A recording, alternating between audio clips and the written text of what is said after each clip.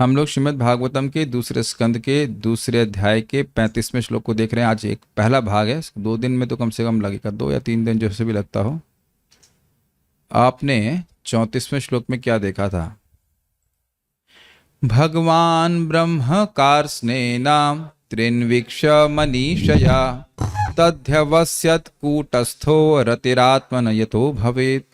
इनका link follow कर पा रहे हैं? भगवान मतलब ब्रह्मा जी ने ब्रह्म अर्थात वेद को कार्य संक्षिप्त करके त्रिन्वीक्ष मनीषया संक्षिप्तीकरण के द्वारा सारा सार क्या सार करने का प्रयास कर रहे। तो 3 बार देखा मतलब विचार किया, निरीक्षण किया। कैसे? मनीषया अपनी बुद्धि के द्वारा। तद अध्यवस्थित और उसको उन्होंने निश्चितवान किया। क्या? कैसे? कूटस्थ एकाग्र होकर ब्रह्मा जी ने किया, उनको निर्विकार होकर। उनको बाथरूम भी नहीं आई, मतलब कि बाथरूम भी नहीं आया, भूख भी नहीं लगा, कुछ नहीं, एकदम एकाग्र चित्त से निर्धारित किया कि रतिर आत्मन यत भवेत। जो जिन कार्यों से आत्मन अर्थात भगवान में रति हो जाए वही जीव के लिए सर्वश्रेष्ठ मंगलकारी बात है। तो अब कोई व्यक्ति प्रश्न करेगा, तो भाई प्रेम तो उससे करता है ना जो आंखों के सामने दिखता हो, जो व्यक्ति प्रत्यक्ष अनुभव हो रहा हो उसका, उससे प्रेम करेंगे ना। जिसको लख ही नहीं सकते, जिसको लक्षित ही नहीं कर सकते, उससे प्रेम कैसे कर सकते हैं? तो सुखदेव गोस्वामी इस श्लोक में उत्तर दे रहे हैं कि हाँ, अनुमान के द्वारा भी आप भगवान को लक्षित कर सकते हैं। तो पहले वे इस श्लोक में जीव को, श्लोक क्रमांक 35 में अनुपपत्ति और व्याप्ति, इन 2 अनुमान प्रमाणों के द्वारा जीव को लक्षित किया जाएगा, फिर परमात्मा को लक्षित किया जाएगा और फिर भगवान को लक्षित किया जाएगा। अनुपपत्ति का मतलब है कि ये नहीं है, ये नहीं, ऐसा नहीं हो सकता है, ये चीज नहीं है तो ऐसा नहीं हो सकता है। ये अनुपपत्ति, उपपत्ति मतलब सृष्टि, अनुपपत्ति मतलब ये चीज नहीं है तो उसकी उपपत्ति नहीं, उसकी उत्पत्ति नहीं हो सकती। और व्याप्ति मतलब ये होगा तो ये होगा ही। भाई अब धुआं है तो अग्नि होगी ही, समझ में आया? धुआं है तो अग्नि होगी ही। अब मैं हूं तो मेरे पिताजी रहे होंगे कि नहीं? नहीं तो मेरे पिताजी के बिना मेरे शरीर की उत्पत्ति नहीं हो सकती। आप लोग भी इसी प्रकार के हैं या आप लोग से पेड़ से हवा से पैदा हो गए? नहीं, समझ गए?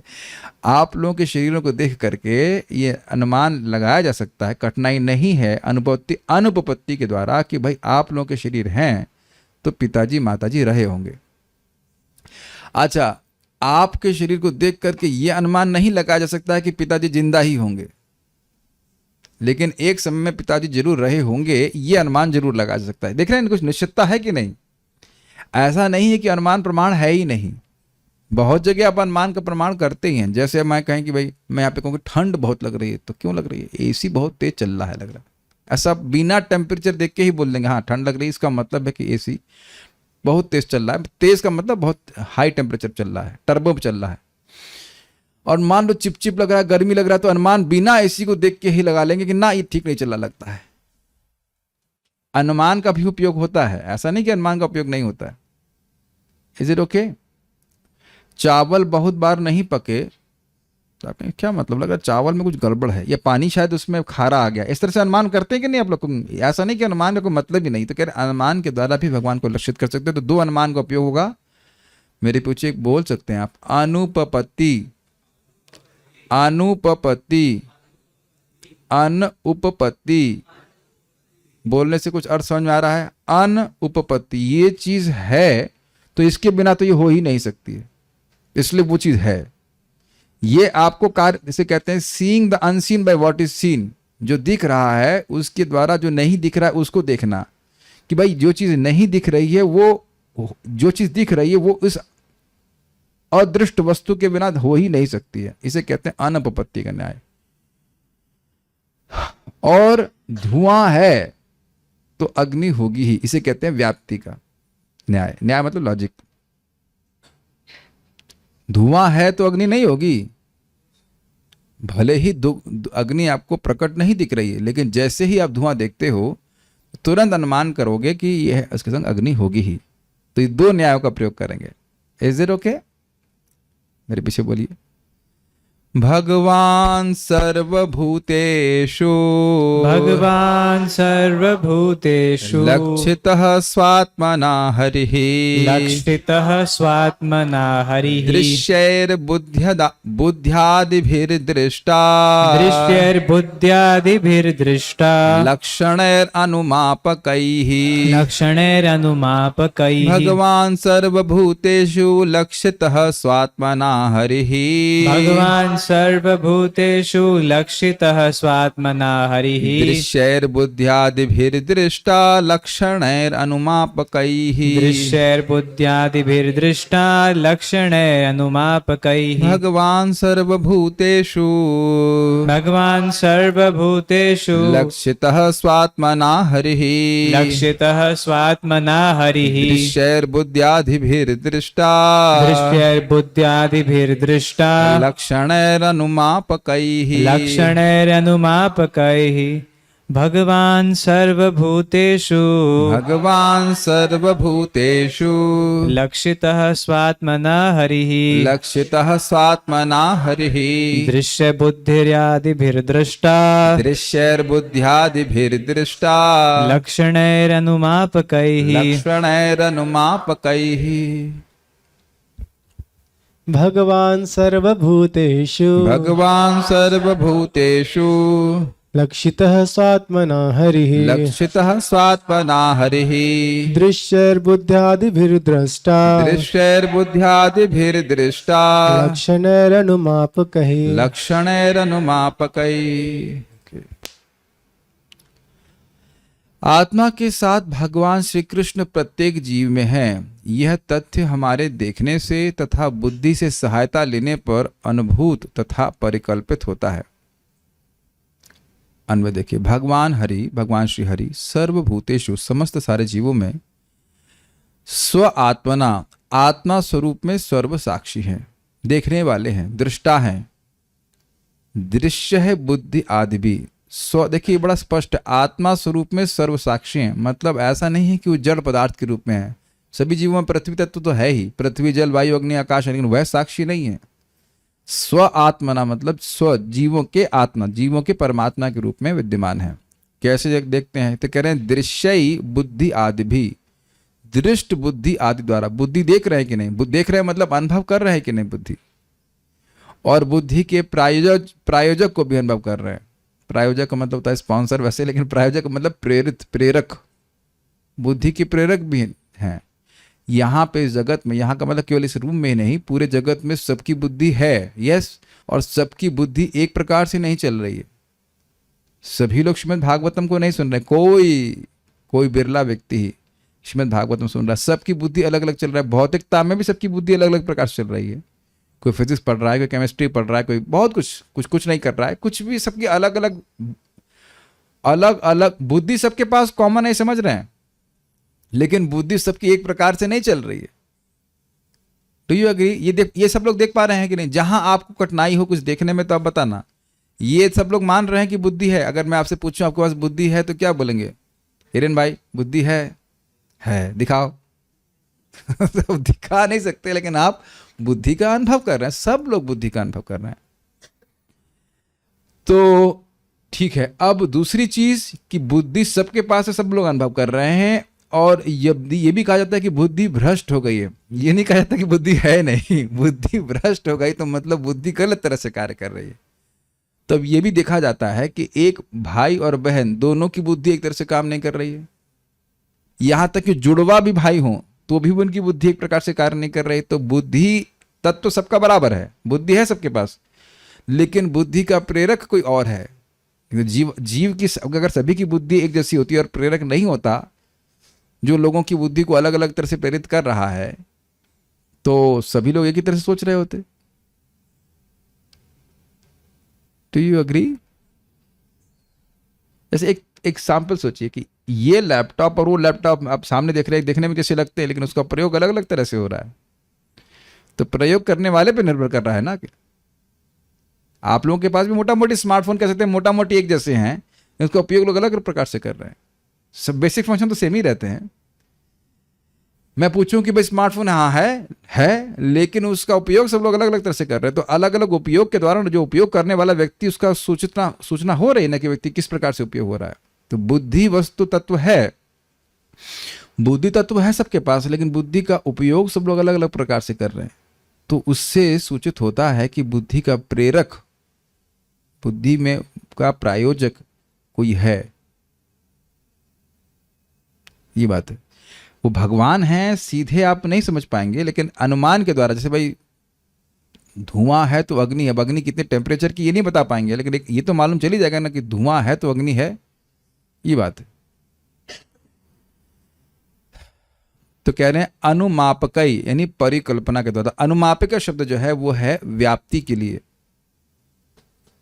कि बुद्धि का प्रायोजक कोई होना चाहिए। बुद्धि जड़ वस्तु है, तो उसके द्वारा समझना होगा कि उसका प्रायोजक कोई है, और जीव स्वतंत्र करता नहीं है।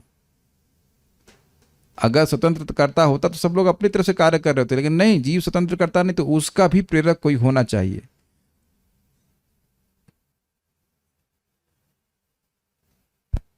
बुद्धि ज्ञान से अलग है क्या? वो अलग चीज है। अभी बुद्धि तो आप समझते हैं कि बुद्धि इज नॉट ज्ञान, बुद्धि इज महतत्व, मैटर। ज्ञान शक्ति आत्मा की है, उसी का तो अनुभव किया जा रहा है, उसी का तो अनुभव कराएंगे अभी। देखिए, मैं यहां थोड़ा समझाऊंगा तो आपको टीका समझने में सुविधा होगी।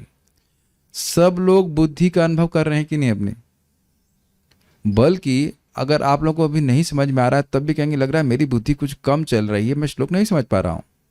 तो बुद्धि का अनुभव आप लोग कर रहे हैं, हम सब लोग कर रहे हैं अपनी बुद्धि का अनुभव। समझ में आ रहा है कि नहीं आ रहा है? मैं इससे पहले आगे जाऊंगा ही नहीं। प्रभु जी हमें आगे बढ़ रहा है, नहीं हम आगे नहीं बढ़ेंगे। ये बताइए कि क्या आप लोग अपनी बुद्धि का अनुभव कर रहे हैं? आपके नित्य वसुधा माता जी, आपके पास बुद्धि है, तो अब अगर अनुभव नहीं कर रही तो है कैसे बोल रही हैं? है ना? रोटी बनाना आता है कि नहीं? तो उसमें बुद्धि नहीं लगती है। आप लोग सॉफ्टवेयर कुछ काम करते हो तो क्या उसमें बुद्धि नहीं लगती है? मेरी बात समझने में बुद्धि नहीं लग रही है? बहुत ज्यादा लग रही है। हमारे सारे प्रोसेसर गर्म हो रहे हैं भागो भागो, इज इट नॉट? अरे इतनी बात नहीं समझ में आ रही है? क्या बुद्धि का आप लोग अनुभव कर रहे हो? अच्छा, आपकी बुद्धि क्या अपने आप का अनुभव कर रही है? ये क्या प्रश्न है? क्या बुद्धि अपना अनुभव स्वयं कर रही है? तो बुद्धि और अनुभव करने वाले दो अलग हुए कि नहीं? बुद्धि का दृष्टा है ना हम लोग। इन लोगों की मैं देखूं शक्ल, देखो, वाह वाह वाह, सब लोग रो रहे हैं, परेशान हो रहे हैं। क्यों भाई जूम डिवोटीज, आपको समझ में आ रहा है बात? बुद्धि है कि नहीं आप लोग के पास? सबके पास है कि नहीं? यस वी कैन अनुभव बुद्धि। एक व्यक्ति ने अनुभव किया, बाकी लोग अपनी बुद्धि का अनुभव नहीं कर रहे हैं। लग रहा है कि कुछ कहीं ड्रिल में डाल दिए खत्म हो गए। अरे नहीं भाई, सब लोग अनुभव करने वाले। तो अनुभव बुद्धि नहीं कर रही है, बुद्धि का अनुभव किया जा रहा है। Is it okay? हाँ, बुद्धि के द्वारा अनुभव किया जा रहा है, आत्मा के द्वारा। तो अब इस पे और बाकी बातें, खाली इतनी बात बोल रहा हूं कि अनुमापकई ही, मतलब व्याप्ति के द्वारा, कि भाई बुद्धि तो कारण है, जड़ पदार्थ है, तो यह है कार्य कर रही है, तो इसका मतलब है कि इसके पीछे करने वाला कोई जरूर है। समझ में आ गया? जैसे स्मोक है तो अग्नि जरूर है, नहीं तो अब अग्नि के बिना स्मोक नहीं हो सकता है। तो बुद्धि कार्य कर रही है, बुद्धि का अनुभव किया जा रहा है, तो उसके पीछे बुद्धि जड़ है, बुद्धि जड़ है, बुद्धि के द्वारा कार्य किया जा रहा है, लेकिन बुद्धि को चलाने वाला पीछे कोई है। पहले आत्मा को उस प्रकार से लक्षित करेंगे, फिर उसके बाद परमात्मा करेंगे। भाई मान लीजिए जैसे आप देखिए, अग्नि, स्मोक है तो अग्नि है, ठीक है, तो अग्नि है तो अग्नि के पीछे भी कुछ कारण होगा, लकड़ी होगी या बिजली होगी या कुछ स्पार्क होगा या बम होगा, कुछ होगा, वह भी आप लक्षित कर सकते हो। और बम के पीछे कोई साइंटिस्ट होगा। What do you think? Smoke देखकर, पहले स्मोक देखा आपने तो दिख रहा है स्मोक, तो स्मोक से आपने अनुमान, स्मोक हो गया बुद्धि स्थानीय, स्मोक दिखाई पड़ रहा है तो बुद्धि दिखाई पड़ रही है, लेकिन स्मोक अपने आप तो नहीं आएगा, अग्नि होगी उसमें। और अग्नि होगी तो अग्नि को पीछे कोई जलाने वाला साधन होगा, कोई ईंधन होगा, और ईंधन को जलाने वाला कोई व्यक्ति होगा। तो पहले आत्मा को लक्षित करेंगे, बुद्धि को बुद्धि दिख रही है, दिख रही मतलब अनुभूत हो रही है। तो बुद्धि के द्वारा आत्मा को लक्षित करेंगे, आत्मा के द्वारा परमात्मा को लक्षित करेंगे, परमात्मा के द्वारा भगवान को लक्षित करेंगे। ये लक्षित हो रहा है, ये प्रोसीजर है। अभी भी मौका है, मैं आंख बंद कर लेना हूं, 3 तक गिनता हूं, 3 भाग जाओ। दिस इज अ वंडरफुल श्लोक टू थिंक अबाउट। ये शब्द उसमें 2 पकड़ने होंगे, अनुमापक ही और लक्षण है। अनुमापक का समझ में आ रहा है, व्याप्ति, ये चीज है तो उसके साथ ये तो होगा ही, ये चीज हो रहा है तो साथ होगा ही। और लक्षण का मतलब अनुपपत्ति, ये अगर है, ये अगर नहीं होता तो ये हो ही नहीं सकता। असंगत बात बोल रहे हो।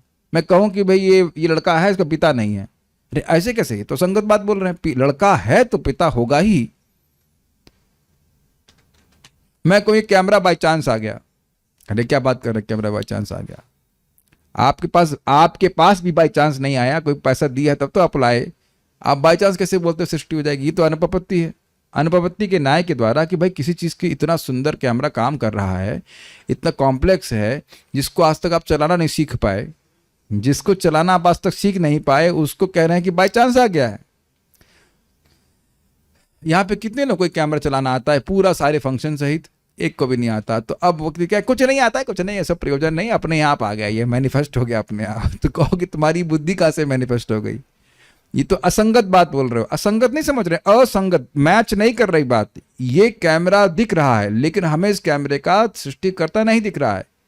और ये आप लोगों का कहना, मान लो कोई कहे कि भाई इसका कोई सृष्टिकर्ता नहीं है, ये असंगत बात है। किसके द्वारा? अनुपपत्ति के न्याय के द्वारा। हम आगे नहीं जा रहे हैं। जय वृंदा माता जी को सब बात समझ में आ गई। ये बताइए कि अनुपपत्ति का न्याय क्या होता है। ये लक्षण के द्वारा होता है। लक्षण शब्द से सूचित हो रहा है अनुपपत्ति। हाँ, क्योंकि यहां समझ लेंगे तो फिर धाए धाए टीका बस पढ़ना होगा और आप धाए समझ लेंगे। हाँ बोलिए। प्रभु जी यहाँ पे समझा रहे कि जो वस्तु दृश्य है तो उसके पीछे उसका कारण होगा। कि जैसे हम कोई लड़का देखते हैं तो अनुमान लगा देते हैं कि इसके पिताजी होंगे ही। तो अगर मैं कहूं कि नहीं, बिना पिताजी के ये लड़का हो गया, तो कहते ऐसे कैसे हो सकता। तो ये हो गया अनुपपत्ति, असंगत बात ना, ये बात नहीं, हम स्वीकार नहीं करेंगे। और व्याप्ति को हिरण भाई समझाएंगे। व्याप्ति समझ में आ रहा है?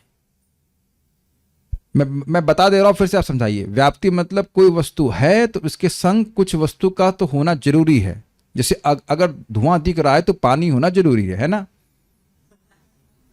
नहीं, तो आप धुआं देख करके पानी का अनुमान नहीं लगाएंगे। धुआं देख के संग किसका बताएंगे, किसका अनुमान लगाएंगे बताइए? अग्नि का। सहज, इसे कहते हैं इनवेरिएबल कॉन्कॉमिटेंस। हाँ, अब तो समझ में आ गया, इंग्लिश तो समझते हैं। नित्य साहचर्य कह लीजिए, या नहीं, नित्य नहीं, इनवेरिएबल को मतलब कहते हैं इनएविटेबल। इनएविटेबल साहचर्य, ये है तो उसके संग ये तो होगा ही।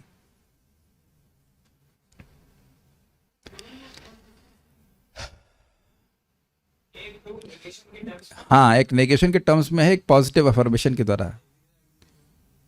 नहीं, देखने की बात नहीं। एक चीज है कि एक भाई, ये एक ही बात है, लेकिन थोड़ा 2 तरह समझे कि भाई ये आप लड़के को देख रहे हैं तो मैं बोलूं उसका पिता नहीं है, तो उस बात को खारिज करने के लिए कि ना ऐसा नहीं हो सकता, ये संगत बात है, तो अब लॉजिक लगे, नहीं पिता है तभी तो लड़का है। अगर मान लो कोई कहे कि ना आत्मा का कोई अस्तित्व नहीं है, तो ये बताइए कि बुद्धि का अनुभव कौन कर रहा है? ये गलत बोल रहे हैं आप, समझ पा रहे हैं? इस प्रकार असंगति से उस असंभावना को काट दिया। कोई व्यक्ति बोले कि नहीं आत्मा का कोई अस्तित्व नहीं है, तो ये उनसे पूछो कि भाई ये आत्मा का अस्तित्व नहीं है, तो ये बताइए कि बुद्धि को देख कौन, बुद्धि का अनुभव कौन कर रहा है? तो आप असंगत बात बोले, तो ऐसी असंगति से काटा समझ में। और उसके बाद वो कह रहे हैं कि बुद्धि तो करण है, उपकरण है, दृढ़ जड़ है, उसका उपयोग करने वाला कोई व्यक्ति होना चाहिए। तो बुद्धि का उपयोग दिख रहा है, इसका मतलब है कि आत्मा दृष्टा के रूप में पीछे है।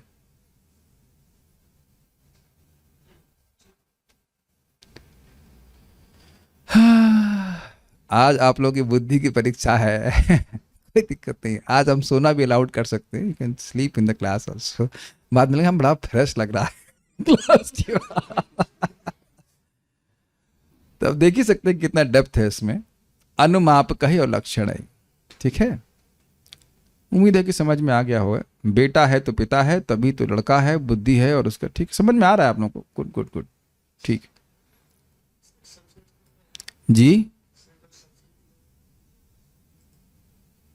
और देर में आई क्लास में। दृष्टा लक्षितः, वे दृष्टा रूप से लक्षितः यानी लक्षित होते हैं। कौन दृष्टा रूप से लक्षित होते हैं? जीवात्मा, परमात्मा और भगवान। ठीक है, लिंग समझाएंगे। परमात्मा हमारे आए प्रेम के श्लोक। लिंग क्या है इस श्लोक का? पिछले श्लोक से क्या लिंग है? सुन के आ रहे थे ना? स्नान कर देगा, आप पहुंच गए स्नान कर दे। ठीक है, तो अब ये उत्तर नहीं दे पा रहे हैं तो सब क्या अनुमान करेंगे कि क्लास में नहीं थे? क्लास में होते हैं तो उत्तर दे देते। ये अनुमान से बोलते, एकदम अनुमान। क्या कर रहे थे पता नहीं, लेकिन क्लास में नहीं थे इसलिए स्नान कर रहे। कुछ भी मैं एग्जाम्पल दे रहा हूँ कि ये दृश्य बात है कि उत्तर नहीं दे पा रहे हैं। और बुद्धिमान हैं तो ये नहीं कह सकते कि समझ में नहीं आ रहा। तो बुद्धिमान तो हैं, और मैं डांट भी रहा हूँ, थोड़ा गुणगान भी कर रहा हूँ। तो बुद्धिमान है तो समझ, ये नहीं कह सकते कि हमको समझ में नहीं आ रहा है, लेकिन नहीं उत्तर दे पा रहे हैं तो क्या इससे आप अनुमान लगाएंगे कि सुने नहीं? सुने नहीं तो कितना भी बुद्धिमान उत्तर नहीं दे पाएगा। Unless is like Brahma ji, knowledge is manifested in the heart. तो फिर से लिंक समझ लीजिए। लिंक तो आप लोग समझ ही गए, लेकिन फिर से याद दिला रहा हूँ। लिंक ये है कि भाई आप कह रहे हो कि प्रीति भगवान में हो जाए, सर्वश्रेष्ठ बात है। ब्रह्मा जी भी बोल रहे हैं, लेकिन भगवान दिखे तो सही, लक्षित तो हो तब तो प्रेम करें। वो तो अलख निरंजन है, और काफी धर्मों के लिए वो अलख निरंजन ही हैं, वो नहीं लग पाते भगवान को। तो कह रहे हैं कि आप शास्त्र की बात तो आगे देखेंगे, शास्त्र की बात तो है ही, आप अनुमान के द्वारा भी भगवान का अनुमान कर सकते हैं।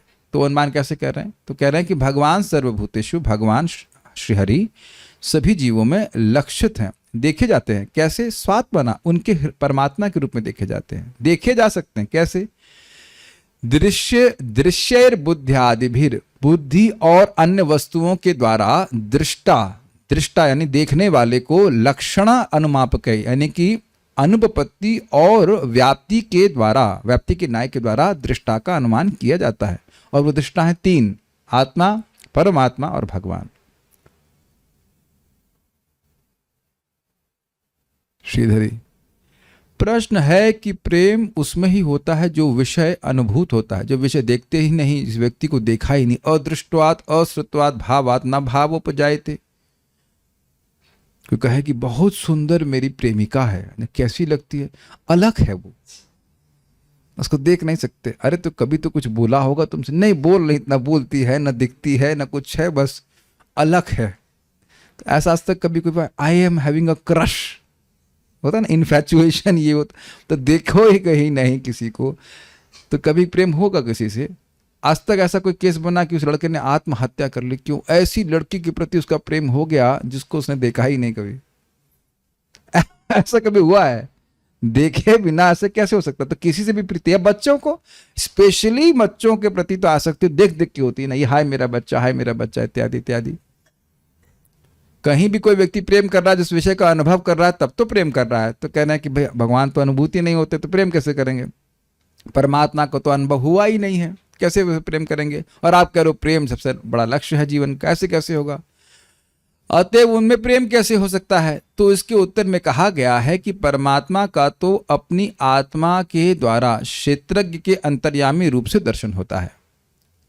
भगवान का दर्शन, भगवान का अनुभव परमात्मा के रूप में क्षेत्रज्ञ के अंतर्यामी, क्षेत्रज्ञ मतलब क्षेत्र को जानने वाला। ये जो हमारा शरीर है वह क्षेत्र है, और क्षेत्र को हम जानने वाले हैं। भूख लग रही है?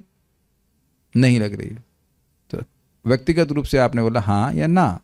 आज सुबह भक्त ने बताया कि मैंने उनको बुखार है, तो ये मुझे पहले ही मालूम चल गया था, है ना। सुबह उठते ही मुझे मालूम चलता कौन कौन से भक्त को कौन बुखार है, किसी के पेट में दर्द है, सर में दर्द है। सुबह उठते ही मुझको नहीं मालूम चलता है, लेकिन सब भक्तों को मालूम चल जाता है कि आज क्या बहाना मारना है लेट आने का, जो भी करने के लिए कुछ भी। Is it something, is it? सब लोग अनुभव कर रहे हैं कि नहीं? सभी लोग अपने शरीर के कष्ट और दुखों का अनुभव करते हैं कि नहीं? दुख, कष्ट और सुख का अनुभव करते हैं, दुख सब अनुभव करते हैं। इसे कहते हैं क्षेत्रज्ञ। तो हम सभी क्षेत्रज्ञ हैं, अपने अपने खेतों को लेके ढो रहे हैं और अपने अपने खेतों को जानते हैं। जानते हो कि नहीं जानते हो आप लोग? आवाज भी नहीं निकल रही, कमजोरी आ गई कुछ। यस तो बोलो। 100 रुपये नहीं दिए क्या मेरे एजेंट ने आपको यस बोलने के लिए? यस, जरा जोर से बोलिए यस। क्षेत्रज्ञ मतलब आप अपने क्षेत्र को जानते हैं। क्षेत्रज्ञम अपि चाम विद्धि सर्व क्षेत्रेषु भारत। लेकिन भगवान सभी के क्षेत्रों को जानते हैं। भगवान जानते हैं कि आज ये जीव कौन सा बहाना करेगा, कितना बुखार है, कितना नहीं है, कितनी कमजोरी है, सब भगवान जानते हैं। बल्कि अपने क्षेत्र के विषय में जो हम नहीं जानते हैं वे भी भगवान जानते हैं, है ना। डॉक्टर के पास जाते हैं, डॉक्टर साहब बताइए क्या प्रॉब्लम हो गया, अरे तुम्हारा शरीर है तुम जानो, लेकिन हम नहीं जान रहे होते हैं, है कि नहीं। लेकिन फिर भी आप ये जानते हो कि आज कुछ कठिनाई है, पेट में दर्द है, एसिडिटी है, कुछ भी ऐसी बात नहीं, सब आप जानते हैं। Is it okay. तो कह रहे हैं क्षेत्रज्ञ के अंतर्यामी के रूप में दर्शन होता है। पहला दर्शन भगवान का हृदय में होता है और आप बुद्धि के द्वारा समझ सकते हैं इसको। अब प्रश्न है कि उस अंतर्यामी का साक्षात्कार कैसे होता है, कैसे समझें। तो इसका उत्तर है कि दृश्यैर बुद्ध्यादि भी, तृतीय विभक्ति में है, बुद्धि आदि के द्वारा जो कि दृश्य हैं। दृश्य मतलब जो दिख रहा है, दिख रहा है मतलब जो अनुभव हो रहा है। ऐसे आप बुद्धि को नहीं देख सकते हैं लेकिन अनुभव कर रहे हैं बुद्धि के, अर्थात दृश्य बुद्धि आदि के द्वारा। आदि का मतलब और भी कुछ होगा, उसको हम आगे देखेंगे। बुद्धि को तो देख ही रहे हैं और अन्य चीजों को भी देख रहे हैं, उसको हम आगे देखेंगे। श्रीधर स्वामी की टीका को ही जीव गोस्वामी एक्सपैंड करेंगे तो उस प्रकार से समझेगा। थोड़ी बातें इसमें पूरी नहीं समझ में आएंगे तो जीव गोस्वामी जी की टीका में और स्पष्ट समझ में आएंगे। वह दो प्रकार से होता है। लोगों को दृश्य पदार्थों का दर्शन स्वप्रकाश दृष्टा के बिना नहीं हो सकता है। इस कारण की अनुपपत्ति होने के कारण स्वप्रकाश अंतर्यामी का ज्ञान सत्यम ज्ञानम अनंतम ब्रह्म यतो वायुमानी इत्यादि लक्षण वाक्यों से होता है तथा इस प्रकार के अनुमानों से भी होता है। अब थोड़ा समझने का प्रयास कीजिए। बुद्धि है सबके पास और वह बुद्धि हमारे द्वारा अनुभव की जा रही है।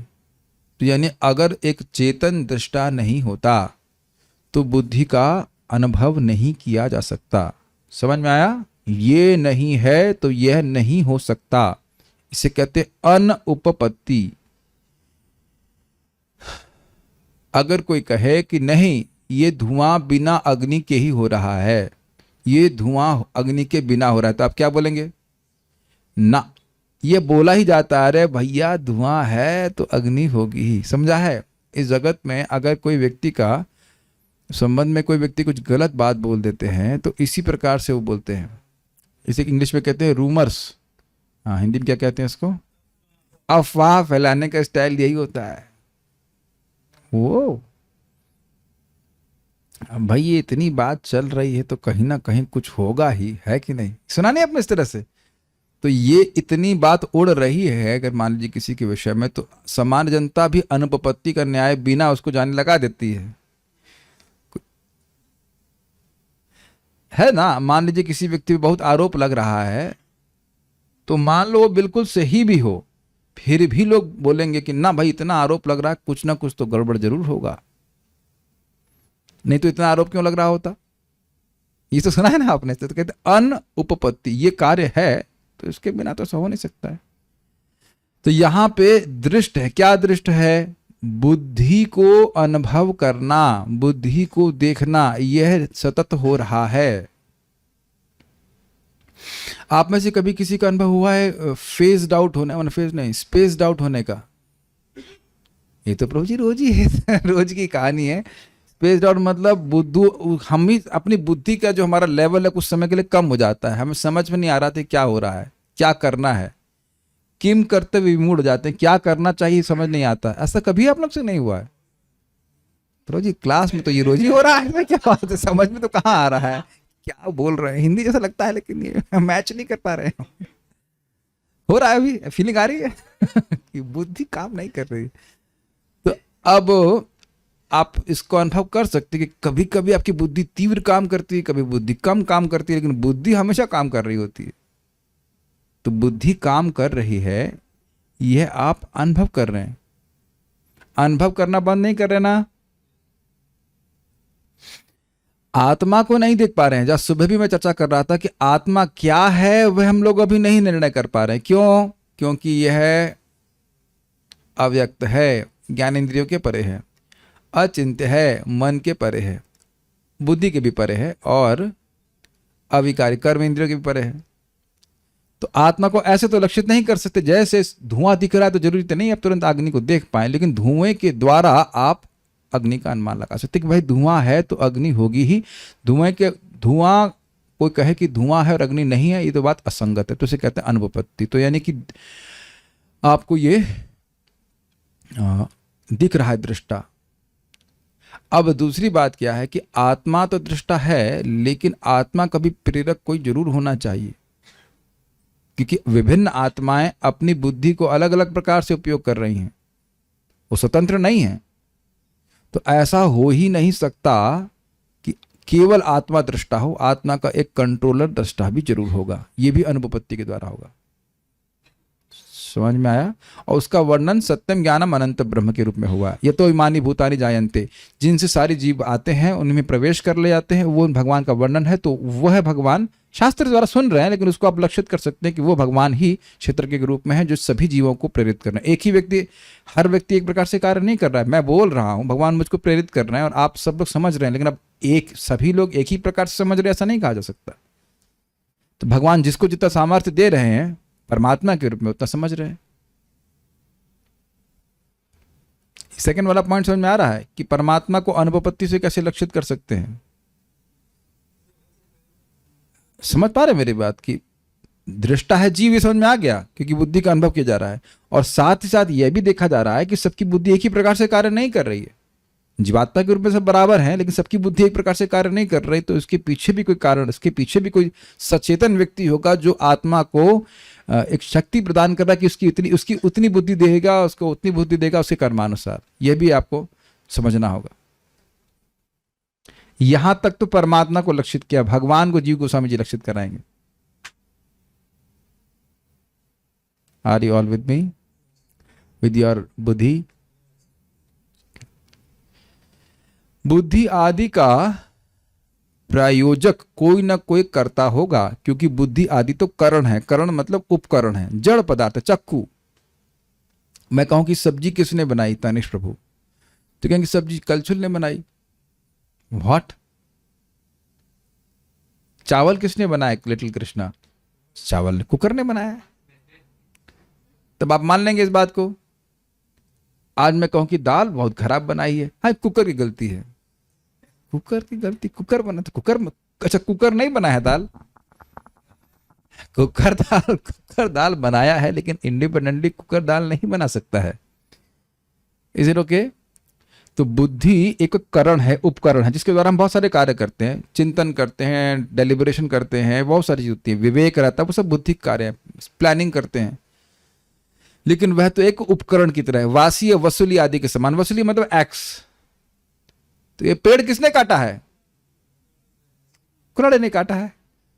तो मान लो पेड़ को काटना कहीं अपराध है, अपराध तो है ही, लेकिन तो काटना तो हाँ तो बस अब इस कुल्हाड़ी पे हो गया सारा अपराध, इसी को जेल भेज देते हैं, इसी को रख देते हैं आप। क्यों भाई? सही बात है? नहीं है। तो उसका उपयोग करने वाला कोई व्यक्ति है। अर्थात कर्ता के द्वारा प्रयुक्त होने पर जैसे वसूली आदि के द्वारा चौकी आदि का निर्माण होता है, उसी तरह अंतर्यामी आत्मा के द्वारा भी प्रेरित होकर बुद्धि आदि इंद्रियां दर्शन आदि का कार्य करती हैं। दर्शन आदि मतलब जो देखना व कुछ कार्य करना। कहने का आशय यह है कि देखिए अब इसमें व्याप्ति का न्याय लग रहा है। व्याप्ति का न्याय किस प्रकार से लग रहा है? देखिए चावल बना है तो चावल कुकर में बना है, लेकिन इसके पीछे कुकर के साथ कुकर में को मतलब कुकर में चावल को बनाने वाला एक व्यक्ति जरूर होगा। ये बात बोल रहे हैं। एक ही बात को दो तरह से देखिए। कुक के बिना चावल नहीं बन सकता है, तो उसकी असंभावना को निरस्त कर दिया गया असंगति के द्वारा। और दूसरा कह रहे हैं कि अनअवॉइडेबल, क्या बोलेंगे इसको हिंदी में?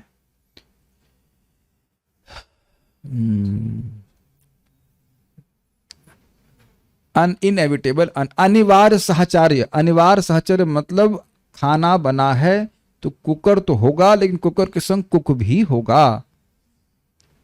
तो दोनों न्याय ऑलमोस्ट सेम जैसे हैं, लेकिन एक असंभावना को निरस्त करने के लिए और दूसरा संभावना को कंफर्म कर, दृढ़ करने के लिए। बस यहीं रोकने क्लास में आगे जीव गोस्वामी की यहाँ समझ में आएगा जीव गोस्वामी टीका, फिर आपको आसानी हो जाएगी। ये समझने में दिक्कत हुई। आपको क्या लगता है मुझे बिना मेहनत किया जाता है क्या? ऐसा क्या लगता है मैं ऐसे बैठा हूँ लॉलीपॉप खा रहा हूँ, आइसक्रीम खा रहा हूँ, समझ में आता है? ऐसा ना होता है, दिमाग लगाना पड़ता है। दिमाग लगाओ अपना, बुद्धि से। इसीलिए कहता हूँ जाप अच्छे से क्या करे तब बुद्धि शार्प होगी, और प्रसाद खाइए तब समझ में आएगा। ठीक है, तो बुद्धि आदि के कार्य देखे जा रहे हैं, तो इसके संग परमात्मा का अनुमान होगा ही।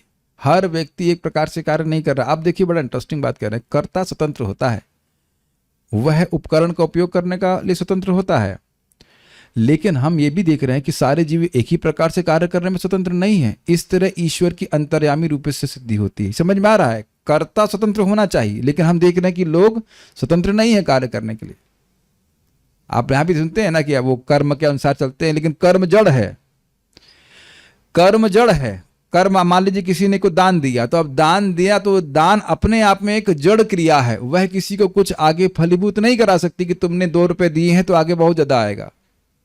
उसका निर्णय करने वाला कोई व्यक्ति है, होना चाहिए। तो इस जगत में हम लोगों के ऊंच नीच स्वभाव देख रहे हैं कि नहीं?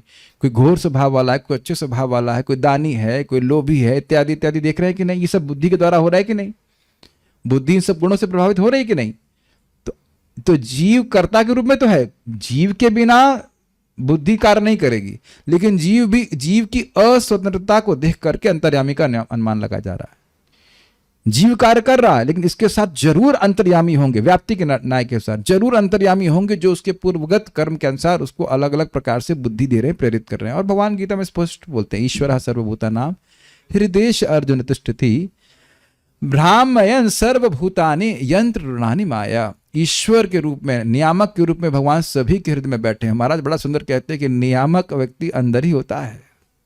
ट्रेन भी अंदर से कंट्रोल की जाती है, और हवाई जहाज भी अंदर से कंट्रोल करते हैं, शिप को भी अंदर से कंट्रोल किया जाता है, तो भगवान भी अंदर से कंट्रोल करते हैं। कोई हवाई जहाज को बाहर से कंट्रोल कर रहा है, इसे पकड़ के उठा के चल रहा है? नहीं, अंदर से कंट्रोल किया जा रहा है।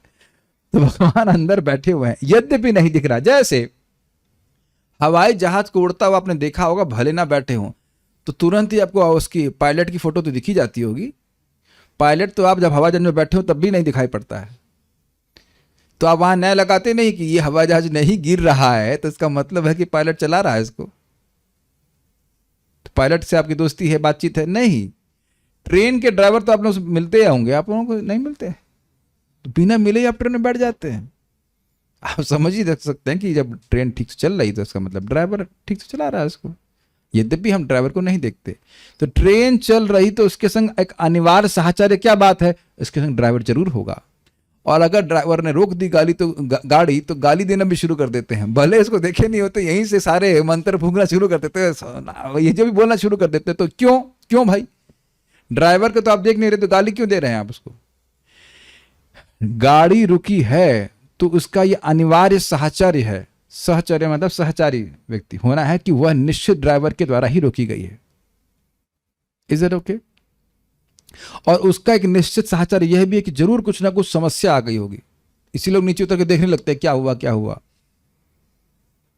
ये आप समझ पा रहे? व्याप्ति वाला लॉजिक, निश्चित साहचर्य ये होगा ही। तो कह रहे हैं क्या यहां पे निश्चित साहचर्य कि सभी लोगों की बुद्धि एक प्रकार से कार्य करती हुई नहीं दिख रही है। बुद्धि है और बुद्धि का अनुभव करने वाला दृष्टा है, ये तो आपको दिख गया। बुद्धि कार्य कर रही तो उसका अनुभव करने वाले सब दृष्टा है, तो वह तो दृष्टा आत्मा है, लेकिन सबकी बुद्धि एक प्रकार से कार्य नहीं कर रही है। तो उसकी बुद्धि सबकी एक प्रकार से कार्य नहीं कर रही है कि इसका मतलब है कि परमात्मा भी हैं। ठीक है, आगे भगवान के बारे में आप जी को समझ सुनिएगा। क्रम संदर्भ। आज तो सब ड्रॉप कर गए यहाँ पे। अरे आज तो बहुत भक्त हैं। जब कठिन चीजें होती तो अधिक होती है। व्याप्ति का क्या मीनिंग है? 7:10 पे आइए। नहीं, आप ऐसा करिए, जल्दी आ गए आप, 8:10 पे आइए तो आपको समझ आएगा व्याप्ति का क्या अर्थ है। यही तरीका होता है। घर पे बैठे हुए आप 45 मिनट लेट आ रहे हो तो हम नहीं बताएंगे क्या अर्थ है व्याप्ति का। आप रिकॉर्ड यूट्यूब पे सुनिए, रिकॉर्डिंग पीछे, वो स्लाइडर को पीछे लेकर के 7:10 पे आके व्याप्ति पूछ रहे हैं। क्रम संदर्भ। अन्य लोगों को किस प्रकार भगवान में अस्तित्व बुद्धि हो सकती है? अभी बड़ा इंटरेस्टिंग लिंक है कि ठीक है, हम तो आपकी बात मान ली, ब्रह्मा जी की बात मान ली, लेकिन बाकी लोग जो न मान रहे हो तो वो कैसे भगवान का अनुभव करेंगे? वो तो मानेंगे नहीं। तो उनमें क्यों विश्वास करेंगे? तो कह रहे हैं यह श्लोक में उल्लेखित है कि नहीं, आप समझ सकते हैं, अनुमान के द्वारा भी आप समझ सकते हैं कि भगवान हैं। तो कई बार आप लोग पे आरोप लगा दिया है तुम लोग तो भावुक हो, ऐसे ही बस जिसको तुमने कभी देखा नहीं उस पर विश्वास कर रहे हो, उसके लिए अपना पूरा जीवन खराब कर रहे हो, ये सब करते हो। ऐसा कई बार भक्तों को लोग बोलते हैं। तो ऐसा नहीं है, आप बुद्धि के द्वारा भी निर्णय कर सकते हैं कि भगवान है। प्रथम दृष्टा अर्थात जीव को दृश्य बुद्धियादि भी अर्थात बुद्धि आदि अन्य माध्यमों द्वारा लक्षित किया जाता है। बुद्धि तो समझ में आ रही है और आदि को भी आगे एक्सप्लेन किया जाएगा। इसके दो प्रकार प्रदर्शित हैं। जीव को एक सचेत दृष्टा के रूप में लक्षणई ही अर्थात अनुपपत्ति अर्थात असंगति द्वारा जाना जाता है, असंगति के न्याय के द्वारा जाना जाता है। बुद्धि जैसी जड़ वस्तुओं की दृश्यई अर्थात धारणा एक दृष्टा के बिना नहीं हो सकती जो आत्म प्रकाशित अथवा चेतन है। थोड़ा समझ में आए बात? आत्म प्रकाशित मतलब आत्मा की ज्ञान शक्ति, इसका वर्णन अभी हम पूछ रहे थे आप। मैं हूं, मेरी चेतना है, सब लोग हैं ना यहाँ पे, सबके पास एक अनुभव है कि मैं यहाँ पे हूं। ये कहाँ से आ रही है चेतना? ये गुण ये आत्मा से स्वयं से आ रहा है। इसे कहते हैं आत्म प्रकाशित। बुद्धि या अन्य पदार्थ आत्मा को इस प्रकार से आलोकित नहीं कर रहे हैं। जैसे सूर्य वस्तुओं को आलोकित करता है, वस्तु में सूर्य को आलोकित नहीं करती। और सूर्य का प्रकाश कहाँ से आ रहा है? स्वयं से आ रहा है। Is it okay?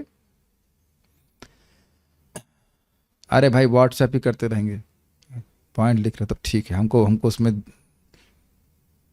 ठीक है, पॉइंट लिख रहे तो ठीक है। इस क्लास में व्हाट्सएप इज बैंड, नहीं तो मैं भी चालू करता हूँ व्हाट्सएप देखना।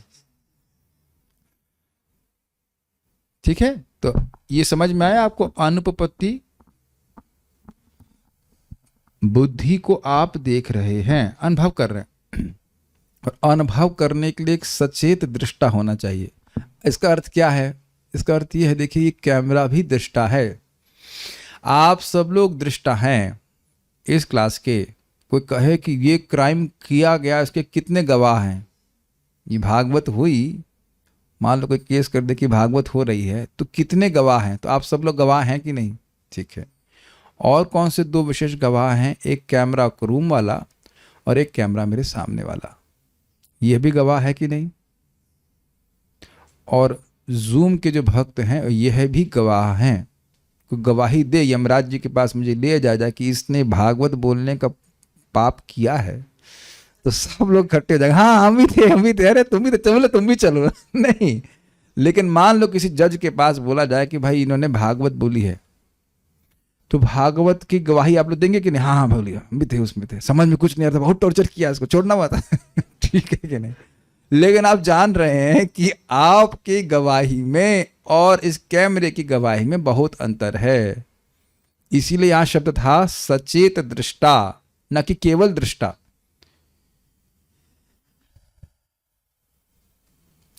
समझ में आ रहा है? क्या ये कैमरा और वो जो दूसरा कैमरा लगा हुआ है, क्या ये सचेत दृष्टा हैं? ये सचेत दृष्टा तो हैं, लेकिन ये सचेत दृष्टा है नहीं है। ये नहीं कह सकते क्लास अच्छी लगी, बुरी लगी, परेशान हुए, ये कुछ नहीं बोलेगा। हीट भी नहीं होता है तो कैमरा, वो तो बिल्कुल नहीं, 24 घंटे चल सकता है, बट दे आर नॉट सचेत। आप लोग सचेत दृष्टा हैं। हाँ यही दिक्कत है।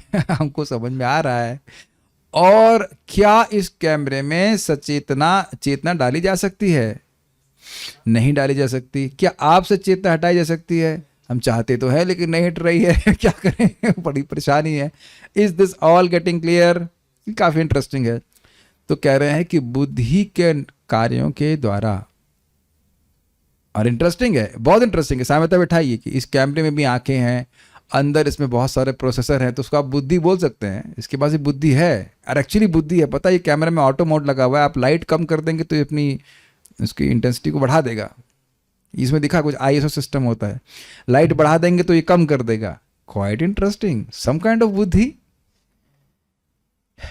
आर्टिफिशियल इंटेलिजेंस कहा जाता है। तो आर्टिफिशियल इंटेलिजेंस का मतलब समझ में आ रहा है? आर्टिफिशियल इंटेलिजेंस है, अर्थात इसमें चेतना से युक्त इंटेलिजेंस नहीं हो सकती है। आर्टिफिशियल इंटेलिजेंस समझ रहे हैं? हम लोग उस पर कोर्स किए थे, अब समझ में आ रहा है? काफी इंटरेस्टिंग शब्द है। आर्टिफिशियल इंटेलिजेंस मतलब उसमें चेतना नहीं हो सकती। इंटेलिजेंस तो हो जाएगी लेकिन चेतना नहीं है। ये बड़ा इंटरेस्टिंग कैमरा है। ऑटो मोड पे डाल दीजिए, अब लाइट मैं कम कर दूंगा तो ये अपनी कुछ फ्रीक्वेंसी बढ़ा, मतलब जो भी है सिस्टम बढ़ा देगा तो वो आपको स्टेबल दिखाई पड़ेगा। मैं अभी भी हम इसको कार्य को कर सकते हैं, लेकिन यह दृष्टा नहीं है। दृष्टा मतलब सचेत दृष्टा नहीं है, ये नहीं डाला जा सकता है। तो आप सभी लोग सचेत दृष्टा हैं। तो यह कैसे हो रहा है? ये जो अनुभव बुद्धि का हो रहा है, यह एक सचेत दृष्टा के बिना हो ही नहीं सकता। क्या दिख रहा है? दृष्ट बुद्धि का अनुभव दिख रहा है। बुद्धि नहीं दिख रही है आप में से किसी को, ना मेरे को। बुद्धि का अनुभव दिख रहा है, हो रहा है अनुभव बुद्धि का। महाराज से बड़ा जोक मारते हैं, कोई कहे कि भाई आपकी नाक में कुछ फोड़ा हो गया है। हाँ साहब दिक्कत है। कोई कहे कि आपके हाथ में कुछ दर्द है लग रहा है। हाँ हमारे हाथ में भी कुछ परेशानी है। कोई कहे आपकी बुद्धि खराब हो गई है। बुद्धि खराब हो गई है? बुद्धि कैसे खराब हो गई? तो अब बुद्धि, कोई आपको बोल दे कि आपकी बुद्धि खराब हो गई है, पब्लिक में बोल दे तो बहुत दुख होगा कि नहीं? बोल दे, मान लीजिए ऐसे सोचिए, धर्मात्मा प्रभु हमारे सुबह अनाउंसमेंट करें कि शुभ कृष्ण प्रभु का पेट खराब हो गया, सब भक्त लोग उसके लिए प्रार्थना करें, तो मुझे अच्छा लगेगा। हाँ भाई मेरा कुछ मेरे सहानुभूति रखी जा रही है। लेकिन अगर धर्मात्मा प्रभु बोल दे कि हमें बड़ा खेत के संग बोलना पड़ रहा है कि शुभ कृष्ण दास जी की बुद्धि खराब हो गई और सब लोग उनके लिए प्रार्थना कर रहे, तो उन्होंने कहा भाई इस तो अपराध। अब देख रहे हैं कि अपनी बुद्धि से हमारी कितनी पहचान है, बुद्धि का अनुभव कर रहे हैं, जबकि बुद्धि देख नहीं रहे। पता ही आज तक कभी कोई बोल दे आपको कि बुद्धि नहीं तुम्हारे पास, कितना बुरा मन लगता है हमको, बहुत बुरा लगता है। हमारी महिमा नहीं समझ रहा है इसलिए। तो आप समझ रहे हैं कि आप बुद्धि का अनुभव निरंतर कर रहे हैं, बल्कि लगातार मन बोलता ही रहता है तुम कितने बुद्धिमान हो। ब्रह्मा जी के बाद बस ब्रह्मा जी नहीं बन पाए, बाकी तुम ही बहुत बुद्धिमान हो, तुमसे अधिक कुछ है ही नहीं। इस पे और इंटरेस्टिंग बात है, बड़ी रोचक, कि महाभारत के युद्ध से पहले बड़ी हंसी आती है। भीष्म देव ने कहा देखिए भाई हम सब लोग समर्थ हैं, लेकिन फिर भी आपको एक नेता चुनना पड़ेगा। था क्यों भाई? सब लोग मिलजुल के करते हैं। तो कहते हैं नहीं, इस जगत में हर व्यक्ति ये मानता है कि वो सामने वाले से अधिक बुद्धिमान है, तो हम लोग अगर मिली जुली सरकार में रहेंगे तो कुछ नहीं हो पाएगा काम, इसलिए एक व्यक्ति को लीडर नेता बनाना ही पड़ेगा। आप लोगों का ऐसा अनुभव होता है कि आप अन्य से अधिक बुद्धिमान हैं? अब प्रभु इस पे क्या बताएं? ये तो वेद की तरह सत्य है एकदम, है कि नहीं? है कि नहीं? आप देखो डॉक्टरों को पूछो, एक डॉक्टर को बताएंगे हाँ ना वो ठीक है लेकिन ये बीमारी का कारण है आपका, दूसरे वाले के पास जाएंगे तो ये कारण है, तीसरा वाला ये कारण है, ऐसा करके बोलते रहते हैं। तो हर डॉक्टर ये मान रहा है कि मैं दूसरे वाले डॉक्टर से अधिक बुद्धिमान हूं। तो मैं ये सब बातें क्यों बोल रहा हूं? यानी अपनी बुद्धि का अनुभव सब लोग करते हैं। तो बुद्धि का अनुभव यह एक दृष्ट वस्तु है, ये दिख रहा है आपको, ये फिनोमेनन आप अनुभव कर रहे हो कि नहीं? तो ये फिनोमेनन यानी ये घटना का अनुभव बिना एक सचेत दृष्टा के हो ही नहीं सकता है। जैसे ये कैमरा अनुभव नहीं कर सकता है कि इसके पास बुद्धि है। ये बात कैच किया आपने? यद्यपि इसके पास एक आर्टिफिशियल इंटेलिजेंस सेट कर दी है, लेकिन कैमरे में क्षमता नहीं है कि उसे कि अच्छा हाँ जब लाइट कम हो जाती है तो मैं तेज हो जाता हूं, ये अनुभव करने की क्षमता कैमरे में नहीं। तो सबने आत्मा को लक्षित कर लिया, आत्मा तक पहुंच गए। मेरी प्यारी आत्माओं, क्या आपने आत्माओं को समझ लिया है? जूम पे तो सब लोग शांत दिख रहे हैं। ठीक है, तो ये अनुपपत्ति का मतलब हो गया। फाइन। जीव को अनुमापकई ही अर्थात व्याप्ति अर्थात निर्णायक तर्क, निर्णायक मतलब वही निर्णायक तर्क का मतलब एकदम नहीं, ऐसा इसे कहते हैं। व्याप्ति का अर्थ हमने क्या शब्द लिया था? निश्चित साहचर्य, ये है तो ये होगा ही। ठीक है, जैसे एसिडिटी हो रही तो जरूर कुछ ना कुछ एसिड खाने वाला बढ़ाने वाला कार्य खाया होगा। मान लो आपने खाना खाया है, उसमें अचार अधिक खा लिया, बाकी चीजों से तो एसिडिटी कभी होती नहीं थी, तो अचार अधिक खा लिया तो मतलब ये एसिडिटी है, तो उसका मतलब ये चीज खाई होगी तभी है। ठीक है, द्वारा भी जाना जा सकता है। कैसे? बुद्धि का एक कर्ता द्वारा नियोजित किया जाना चाहिए। जिस प्रकार कुल्हाड़ी को एक पेड़ को काटने के लिए उसे उठाने वाले व्यक्ति की आवश्यकता होती है। और क्लियर हो रहा है कि बुद्धि का उपयोग किया जा रहा है तो उसको उपयोग करने वाला व्यक्ति जरूर होना चाहिए। उपयोग का मतलब उपयोग करने वाले व्यक्ति का साहचर्य अस्तित्व जरूर है, ये बात बोल रहा है। जैसे धुआं है तो अग्नि जरूर है। दो ही समझ पा रहे ना, ये व्याप्ति वाला न्याय। एक कह रहा है कि भाई धुआं है तो अग्नि क्यों नहीं हो सकती, होगी ही। असंगत बात बोल रहे हो कि धुआं है और अग्नि नहीं है। और दूसरा बात बोल रहे हैं कि नहीं, धुआं है तो अग्नि है ही। देखिए, आप ऐसा नहीं कह सकते कि धुआं है तो जल होगा ही, ये आप नहीं कह सकते हो। Make sense to you? तो हमेशा हर वस्तु का किसी वस्तु के साथ निर्णयात्मक रूप से सहचर्य नहीं होता है। ऐसा भी हो सकता हो कि जिस स्थान में अग्नि जल रही वहां जल भी है, जैसे डिवोटी किचन, पानी भी रहता है और अग्नि भी रहती है ना। लेकिन जल के संग आप अग्नि का साहचर्य, जल के संग आप धुएं का साहचर्य नहीं रख सकते हो। लेकिन अगर धुआं है तो अग्नि जरूर होगी। तो इसे कहते हैं व्याप्ति का न्याय। समझ में आ रहा है? तो कह रहे हैं कि बुद्धि का उपयोग देखा जा रहा है। आपको ये लग रहा है कि मैंने कुछ बुद्धि के द्वारा इस श्लोक को समझा है, और मुझे भी लग रहा है कि आप लोग पूरा प्रयास कर रहे हैं अपनी बुद्धि को, सारे वॉल्यूम बढ़ाया हुआ है कि कुछ तो समझ में आ जाए इसमें, कुछ तो लेके जाए घर। आज तो खाली हाथ जाना पड़ेगा। क्या मैं ये अनुभव कर पा रहा हूं कि आप लोग भी बुद्धि का उपयोग कर रहे हैं? Yes, I can feel that. At least you are making me feel like that कि हम उपयोग कर रहे हैं, समझ लगने का प्रयास कर रहे हैं। आप बुद्धि का उपयोग कर रहे हैं तो ये बुद्धि तो जड़ वस्तु है। तो उस जैसे कुल्हाड़ी को चलाने के लिए कोई कर्ता होना ही चाहिए। कुल्हाड़ी का कार्य देख करके व्यक्ति समझेगा कि हाँ, उसके पीछे कोई कर्ता जरूर है। उसी प्रकार से बुद्धि के कार्यों के द्वारा आत्मा का सचेत कार्य करने वाले का अनुमान किया जा सकता है। तो आत्मा तक पहुंच गए सब लोग? ठीक है, वेरी गुड। आगे, भगवान भी इस प्रकार लक्षित किए जाते हैं। कैसे? देखिए, किस प्रकार मतलब? इस प्रकार मतलब व्याप्ति और अनुपपत्ति के द्वारा। वह कैसे? उनके अंश स्व आत्मना अर्थात अंतर्यामी द्वारा, जो कि सर्वभूतेषु अर्थात सभी दृष्टाओं में प्रविष्ट हैं। सर्वप्रथम यानी कि परमात्मा के द्वारा भगवान को लक्षित किया जा रहा है। तो इसलिए सबसे पहले परमात्मा को लक्षित किया जाएगा। देखिए, आत्मा को कैसे लक्षित किया गया? बुद्धि के द्वारा। अब उसके बाद अब परमात्मा को लक्षित करने के द्वारा भगवान को लक्षित किया जाएगा। तो अब परमात्मा को लक्षित करने का, लक्षित मतलब चिन्हित करने का, ढूंढने का, पकड़ने का प्रयास कर रहे हैं। सर्वप्रथम अंतर्यामी ही सभी दृष्टा जीवों द्वारा लक्षित होते हैं।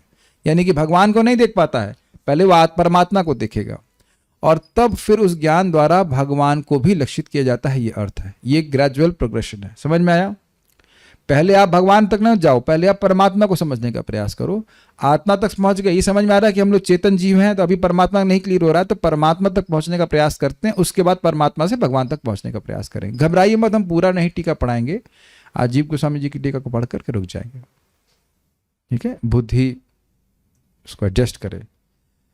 इसका दो प्रकार से अनुमान लगाया जाता है, जैसे कि पूर्व में जीवों के संबंध में किया गया, अर्थात व्याप्ति और अनुपपत्ति के द्वारा अनुमान लगाए जाएंगे। क्या अनुमान है?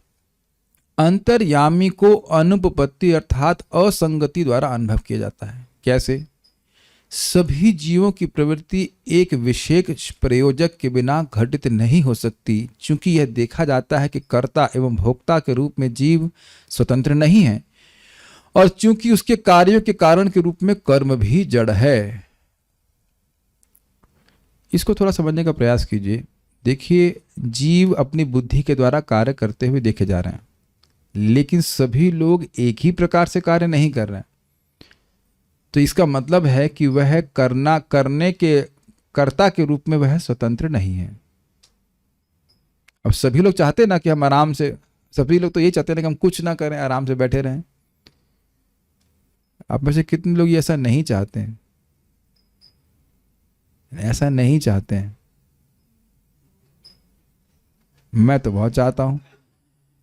आप नहीं चाहते ऐसा कि चिल एंड रिलैक्स बैठे रहे, ना नौकरी करनी पड़े, ना कुछ करने पड़े, बहुत तो जप अप कर लें, बस 2 टाइम प्रसाद वो भी आ जाए अपने आप, और डाइजेस्ट भी अपने आप हो जाए, कुछ ना करना पड़ रहा है।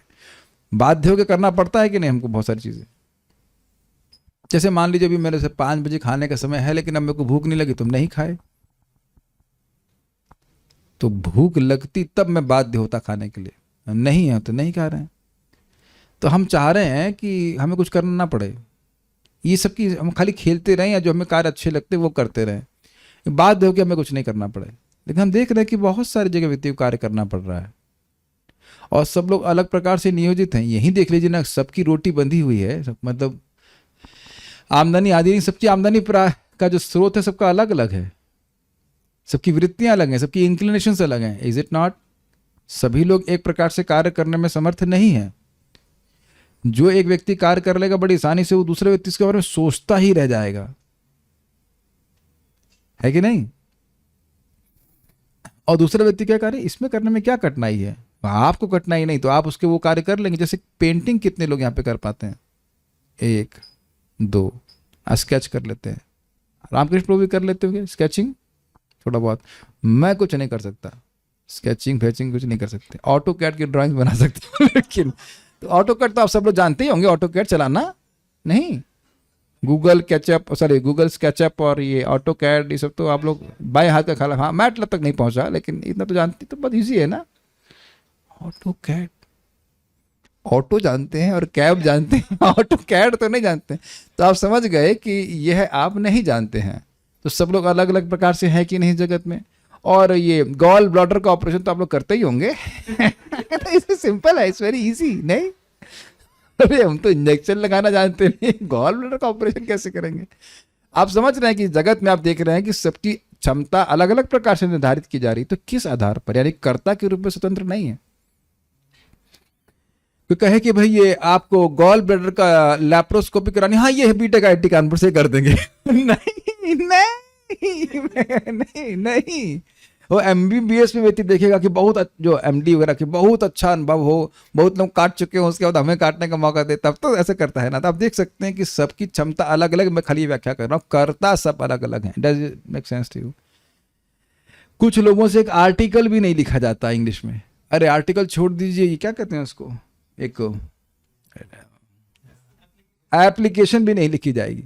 तो सबकी अलग अलग सामर्थ्य, समझ में आ गया? तो कर्ता के रूप में जीव स्वतंत्र नहीं है। ये दिखा है कि सबको, इसीलिए कह रहे हैं बुद्धि आदि भी, बुद्धि तो दिख ही रही है और अन्य कार्य भी दिख रहे हैं। कर्ता जीव कर्ता के रूप में भी स्वतंत्र नहीं है। और इस बात को गीता से आप जानते हो। क्या है? शरीर, इंद्रियां, जीव का प्रयास, जीवात्मा स्वयं, ये 4 और अल्टीमेटली भगवान परमात्मा के रूप में, ये 5 घटक हैं किसी कार्य को होने में, नहीं तो कार्य नहीं हो सकता है। Is it okay? और भोक्ता के रूप में भी जीव स्वतंत्र नहीं है। आपने ऐसे अनुभव किया होगा कि आप खूब प्लानिंग किए करें हैं कि भाई आज खाना खूब बढ़िया से पक गया है, ये वो खाएंगे पकाएंगे, और पक भी गया है सब कुछ है, फिर भी हमें खाने का मौका नहीं मिलता। बुखार हो गया, नहीं खा पाए। ऐसा होता है कि नहीं? फीस्ट आ रहा है, फीस्ट है भी, सामने प्रस्तुत हो गया, लेकिन भूख ही नहीं है, गायब हो गया। Is it okay? जैसे मुझे हंसी आती है कि अब घी अवेलेबल है तो घी खा नहीं सकते भोक्ता के रूप में स्वतंत्र नहीं है ना। अच्छा स्वतंत्र नहीं है, खा लेंगे, चलो हम कहें खा लेंगे तो कोलेस्ट्रॉल बढ़ जाएगा तो बीमार हो जाओगे। तो भोक्ता के रूप में भी हम स्वतंत्र नहीं है। तो अब क्यों स्वतंत्र नहीं है जरा बताइए।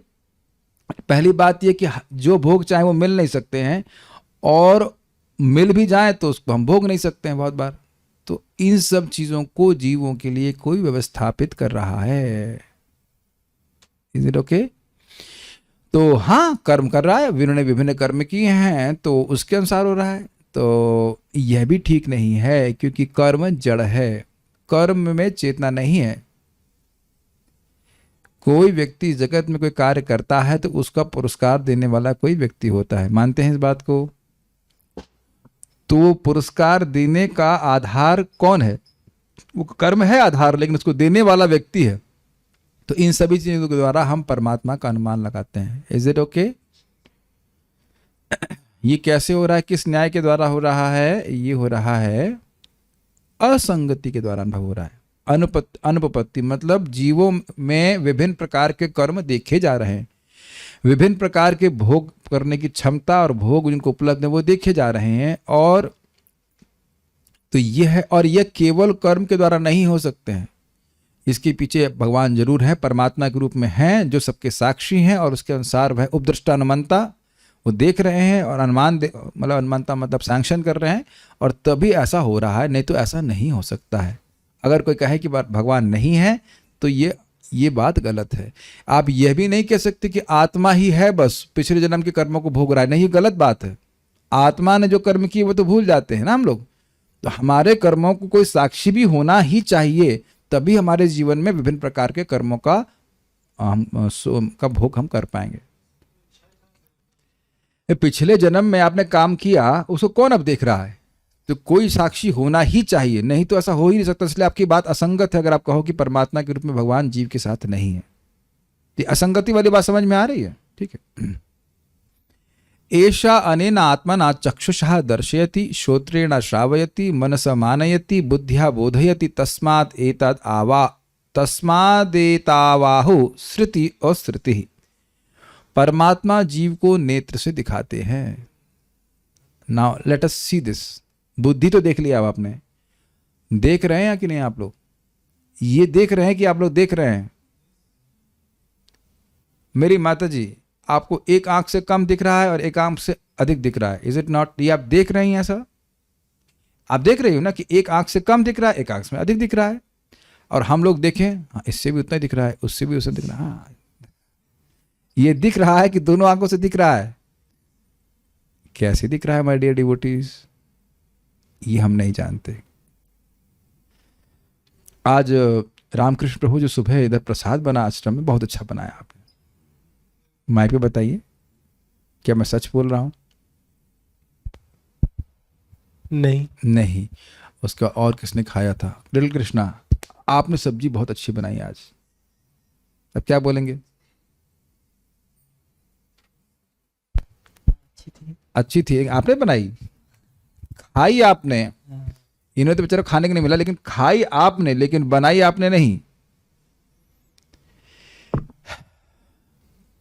बनाई तनिष्ठ प्रभु ने थी ना, कि आपने कोई सब्जी काट दी होगी लेकिन बनाई नहीं थी। तो अब आप यहां देख सकते हैं कि हम लोग देख रहे हैं, लेकिन देख कैसे रहे हैं ये हम नहीं जान रहे। इसका मतलब इसके द्वारा हम समझ सकते हैं कि दिखाने वाला कोई और है। ये देख पा रहे हैं हम लोग? सब लोग शांत हो गए। सब लोग देख रहे हैं कि नहीं? तो कैसे देख रहे हैं ये हम नहीं जान रहे हैं। और देखिए कितना व्यक्ति को अहंकार होता है कि मैं देख रहा हूं, मैं देख रहा हूं।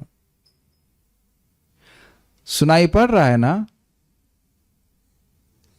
सुनाई पड़ रहा है, ये अनुभव हो रहा है लेकिन कैसे सुनाई पड़ रहा है ये नहीं पता है। कभी कभी कान बजने लगता है, सीटी मारने लग जाता है, सुना कभी देखा आपने? नहीं सुनाई पड़ता है। कौन? तो हाँ, एक भक्त तो बता रहे थे कि किस प्रकार से एक कान से कम सुनाई पड़ रहा है, एक कान से ठीक सुनाई पड़ रहा है। तो ये सब क्यों हो रहा है? अगर हम लोग स्वतंत्र करता है सुनने में, देखने में, तो हम अपने आप कंट्रोल कर लेना चाहिए। कभी आप लोग ऐसा नहीं हो कि कान बजने लग गया, एक कान से टी करके सुनाई पड़ता है। हम तो नहीं समझ पा रहे हैं, अनुभव कर रहे हैं कि पहले सुनाई पड़ रहा था और अब टी टी टी टी आवाज आ रही है, लेकिन ये क्यों हो रहा है ये हम नहीं समझ रहे हैं। समझ रहे हैं आप लोग सब बातें? नहीं समझ आ रहा है? तो अब इससे ये कंक्लूजन ड्रॉ करेंगे ना कि भाई मुझको नहीं पता है, क्रिया हो रही है। जैसे मैंने उदाहरण दिया कि सब्जी दबा दबा खा रहे हैं तो अच्छा लग रहा है, खा रहे हैं, पी रहे हैं, लेकिन ये पता है कि भाई हमने नहीं बनाई है। This is very nice. जैसे मैं कई बार उदाहरण दिया हूं कि मैं सोच के ही तो बोल रहा हूं। हमको तो नहीं लग रहा कुछ भी बोलते जा रहे हो आप लोग। नहीं, मैं सोच रहा हूं और मैं बोल रहा हूं, लेकिन ये कैसे हो रहा है ये मुझको नहीं पता है। देख रहे हैं किस प्रकार से हम लोग फालतू के मिथ्यांकार में फंस रहे हैं, विचार नहीं करते। मैं बोलने वाला हूं तो भाई तू सोच रहा है और बोल रहा है, ये कैसे हो रहा है? और सोचने और बोलने की क्षमता सभी में है, लेकिन सब तो सोच करके नहीं बोल पा रहे हैं। अरे बोलने की बात छोड़िए, पर समझ नहीं आ रहा क्या बात कर रहे हैं, बोलेंगे क्या हुआ है कि नहीं? लेकिन ये क्या समझने में कठिनाई है बताइए? दिख रहा है लेकिन हम जानते नहीं कैसे दिख रहे हैं, तो इसका मतलब भगवान दिखाने वाले। शास्त्र का प्रमाण है, मैं दिखाने का प्रयास कर रहा हूं आप लोग। ये कह रहे चक्षुषा दर्शयति, आंखों से दिखा रहे हैं, और आप ये देखेंगे उससे उठते ही भगवान हमको कुछ बुद्धि देना शुरू कर देते हैं, जाओ ब्रश करो इत्यादि इत्यादि। ही इज डायरेक्टिंग अस। मन से मनन करवाते हैं, मन से मनन हो रहा है, चिंतन हो रहा है, लेकिन करने की क्षमता भी भगवान दे रहे हैं, क्योंकि सब लोग मनन नहीं कर रहे होते हैं। इस जगत में प्राय लोग मनन नहीं कर रहे होते, एटलीस्ट आध्यात्मिक विषयों पे तो नहीं कर रहे होते। बुद्धि से बोध कराते हैं। एक भक्त बोल रहे हैं कि कभी कभी हम किसी विषय को स्मरण नहीं करना चाहते हैं, लेकिन नहीं करना का प्रयास भी नहीं करते और वो अकस्मात आ जाता है, तो इसका मतलब है कि भगवान स्मृति दे रहे हैं। तो ये तो बहुत लोगों ने देखा होगा। जैसे मैंने एग्जाम्पल आपको दिया कि हमारे तनिष्क प्रभु को नाड़ी देखना आता है। रामकृष्ण प्रभु जब तनिष्क प्रभु की नाड़ी देखिए आप, चेक करिए कि क्या नाड़ी आ रही है। कुछ ट्राई कीजिए, कुछ तो दिख रहा होगा एक बार, फिर भी guess give it a try. शायद नहीं ना, कितना भी आप ऐसे। मैं आपको बताता हूँ एक मजेदार घटना। हम लोग एक होटल में जाते थे, वहाँ पे एक अच्छे वैद्य हैं, तो वो ऐसे नाड़ी देख के बता देते थे। तो उनका लड़के को नाड़ी देखना आता नहीं था, तो कुछ लोग जो उधर से फिल्टर हो जाते, तो वो होम्योपैथिक डॉक्टर रहा होगा, तो वो जबरदस्ती नाड़ी देखने का स्वांग करता। ऐसे नाड़ी देखने के समय ऐसे क्या दिखा रहा है, अभी देखिए मान लीजिए किसी की नाड़ी देख रहे हैं, तो अब हाथों को ऐसे ऐसे नहीं करते हैं क्या ऐसे? तो ऐसे ऐसे ऐसे हाथों को ऐसे ऐसे करेगा, लग रहा है कि फिर बोलेगा तुम्हें ये प्रॉब्लम है, समझ में तो आए नहीं, तुक्के मार रहा है। तो सामने वाला कहेगा नहीं ये तो प्रॉब्लम नहीं है। धोखेबाजी कर रहा है। तो मैं खाली बोल रहा था, तनिष्क प्रभु बताया कि इन्होंने कहीं से सीखा नहीं, पिछले जन्म से इनको ये सिद्धि मिली हुई है, पहले जन्म में भी वैद्य रह चुके हैं।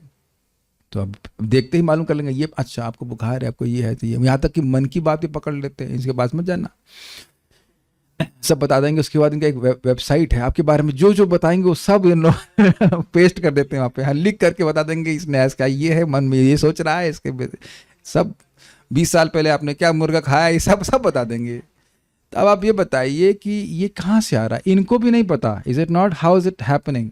ही just gets that potential, but Krishna is giving that. आप यहाँ देखते हैं कुछ लोग परोपकारी होते हैं, बुद्धिमान होते हैं, सब क्या हो रहा है, क्यों हो रहा है? ये सब भगवान बुद्धि के प्रायोजक हैं। स्पष्ट समझ में आ रहा है? ये भी हम लोग नहीं स्वीकार करते हैं। कभी कभी बड़े फालतू लोगों से पंगा हो जाता है और हम भूल जाते हैं कि इसके प्रायोजक, इसकी बुद्धि का प्रायोजक भी भगवान है, जो हमारे प्रति खराब बर्ताव कर रहा है। ये बुद्धि भी भगवान को हमें देनी पड़ेगी, तब तो हम समझ पाएंगे। बट एनी हाउ आप समझ रहे हैं कि बुद्धि के प्रायोजक भी भगवान है। बुद्धि का, हम बुद्धि का अनुभव कर रहे हैं, लेकिन हम यह नहीं समझ पा रहे कि बुद्धि कार्य कैसे कर रही है। Is that okay? यस। बुद्धि का अनुभव करने वाले दृष्टा के द्वारा आत्मा का निर्णय किया गया, लेकिन बुद्धि कार्य कैसे कर रही है हमको नहीं पता, इसके द्वारा परमात्मा का निर्णय किया गया। Does it make sense to you? ठीक है। अतः वह जीव को ज्ञात एवं भगवान को अज्ञात कहते हैं। भगवान दिख नहीं रहे हैं, जीव को ज्ञात कह रहे हैं। जीव देख रहा है, लेकिन इसके पीछे जो दिखाने वाला है वो नहीं दिख रहा है। ये भालवे श्रुति में है। काफी इंटरेस्टिंग है इन्फॉर्मेशन। अब हम भगवान को इस अनुभवति के न्याय से और व्याप्ति के न्याय से समझेंगे। भगवान को का उनके अंश अंतर्यामी रूप से अनुपपत्ति के द्वारा अनुमान लगाया जाता है। चूंकि अंतर्यामी को आदि पुरुष के रूप में स्वीकार नहीं किया जा सकता, यदि भगवान मात्र अपने एक अंश के बजाय अपने सभी अंशों सहित अंतर्यामी के रूप में अपना ऐश्वर्य दिखलाने हेतु जीवों में प्रवेश करते हैं, तो वह भगवान नहीं हो सकते, चूंकि तब वह पूर्ण नहीं होंगे। तो कहने का अर्थ क्या है? अर्थ यह है कि देखिए, अंतर्यामी तक तो हम पहुंच गए। अंतर्यामी भगवान का एक प्रकटीकरण है। तो कहे कि बस भगवान अंतर्यामी ही हैं, तो ऐसा नहीं हो सकता, क्योंकि पूर्ण की डेफिनेशन क्या है? पूर्ण से जितना पूर्ण निकाल दो उसके बाद भी पूर्ण बचा रहता है। ये आप समझते हैं। ओम पूर्णमदः पूर्णमिदं पूर्णात् पूर्णमुदच्यते पूर्णस्य पूर्णमादाय पूर्णमेवावशिष्यते। तो अंतर्यामी भगवान की पूर्ण अभिव्यक्ति नहीं है। क्यों? क्योंकि अंतर्यामी के रूप में भगवान क्या कर रहे हैं? उपद्रष्टा और अनुमंता। तो क्या भगवान केवल ऑर्डर सप्लायर हैं? उपद्रष्टा मतलब देखने वाले की जीव की इच्छा क्या है, अनुमंता मतलब सैंक्शन करने वाले। तो ये क्या बात हुई? ये तो भगवान एक न्यायाधीश की तरह हो गए। इसके बस भगवान इतने ही होंगे? तो नहीं, ऐसा नहीं हो सकता। भगवान इससे अधिक भी हैं। तो इस प्रकार से परमात्मा के गुण देखे आपने, क्या देखे गुण?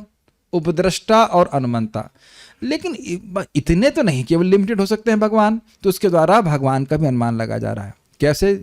मतलब भगवान केवल पूरी ताकत लगा के बस अंतर्यामी ही बन पाते तो इनकी पूर्णता नहीं होती। पूर्ण व्यक्ति मतलब कौन है? षड ऐश्वर्यों से युक्त हो। Is it all right? पूर्ण सुंदर, पूर्ण यशस्वी इत्यादि, धनवान। अब आप ये बताओ कि मान लो कहे परमात्मा उपदृष्टा है और अनुमंता है, तो इससे सुंदर भी हो गया परमात्मा। Got it? हो सकता हो कि बड़े बड़े दांत हों है कि नहीं, भयानक दिखते हों, उसके बाद भी वो उपदृष्टा और अनुमंता हो, क्योंकि न्यायाधीश भी बहुत सुंदर नहीं दिखते हैं जगत में। ठीक है तो may be Krishna is like that. तो केवल उपद्रष्टा और अनुमंता के गुण के द्वारा आप भगवान की अन्य जो गुण है उनको आप लक्षित नहीं कर पाएंगे। इसका मतलब भगवान केवल परमात्मा नहीं हो सकते। समझ पा रहे हैं? ये असंगत बात हो रही है। भगवान केवल हमारे ऑर्डर सप्लायर नहीं हो सकते हैं। अनुपपत्ति समझ रहे हैं? भगवान के और भी गुण हैं, केवल भगवान इससे नहीं आप समझ सकते हो कि बस ये नहीं खाली हमारा ऑर्डर सप्लायर है। भगवान केवल हमारे ऑर्डर सप्लायर नहीं हो सकते हैं। अगर आप कहो कि बस अंतर्यामी हैं और अंतर्यामी से परे भगवान तत्व नहीं है, तो ये बात गलत है, ये असंगत बात है। क्यों असंगत बात है? क्योंकि भगवान केवल हमारे ऑर्डर सप्लायर नहीं है, केवल ऑर्डर सप्लायर नहीं है कि हमें ये चाहिए हमें दे दो। नहीं, उनकी और भी गुण हैं और वह गुण तो अंतर्यामी के गुण के द्वारा प्रकाशित नहीं हो रहा है। तो ये आप असंगत बात बोल रहे हो। तो इसका मतलब परमात्मा का भी स्रोत भगवान है, जिनके और भी अन्य गुण हैं, लीला करते हैं, अपने भक्तों से प्रेम करते हैं, इत्यादि इत्यादि।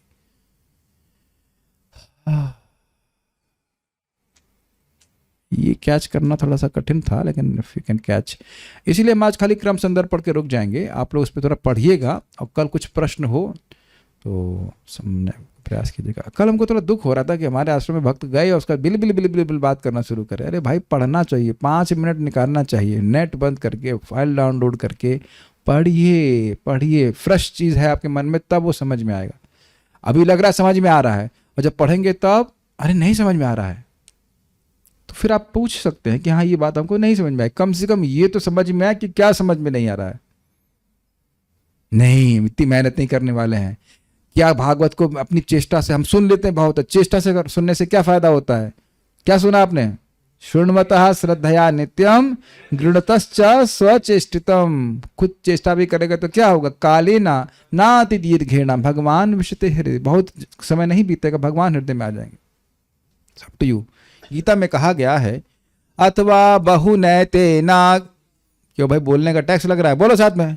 अथवा बहुनैतेना किं ज्ञातेन तवार्जुना विष्ठभ्याहमिदं कृष्णम एकांशेन स्थितो जगत। भगवत गीता 10.42। तो भगवान गीता में बड़ा स्पष्ट इस बात को बोल रहे हैं कि अरे अब और क्या ज्ञान तुम्हें अपने ऐश्वर्य के बारे में बताऊं, अब ये समझ लो कि मैं अपने एक अंश से पूरे जगत को धारण कर रहा हूं। अर्थात भगवान अपना पूर्ण अभिव्यक्ति परमात्मा के रूप में नहीं कर रहे हैं। जगत को धारण करने की जो गुण है ये भगवान के एक अंश के द्वारा ही संपादित हो जाता है। इसका मतलब इसके और भी अलावा भगवान बहुत से कार्य करते हैं, आध्यात्मिक जगत में लीला संपन्न करते हैं। जैसे राजा अभी कर वसूल नहीं कर रहा है, मतलब राजा कुछ नहीं कर रहा है। नहीं तो राजा हो सकता है अपनी पत्नी के संग बैठ करके कुछ जूस पी रहा हो, बच्चों खिला रहा हो। तो कर वसूल नहीं कर रहा। कर हमेशा राजा वसूल नहीं करता है, तो कर वसूल नहीं कर रहा है इसका अर्थ यह नहीं कि राजा कुछ नहीं कर रहा है। तो कर वसूल करने के रूप में राजा की अभिव्यक्ति पूर्ण नहीं है, वो एक भाग है। राजा की व्यक्तित्व का एक भाग है कि वह कर वसूल करता है, वो दंड देता है, इत्यादि इत्यादि। लेकिन राजा की और भी तो अभिव्यक्ति है कि नहीं?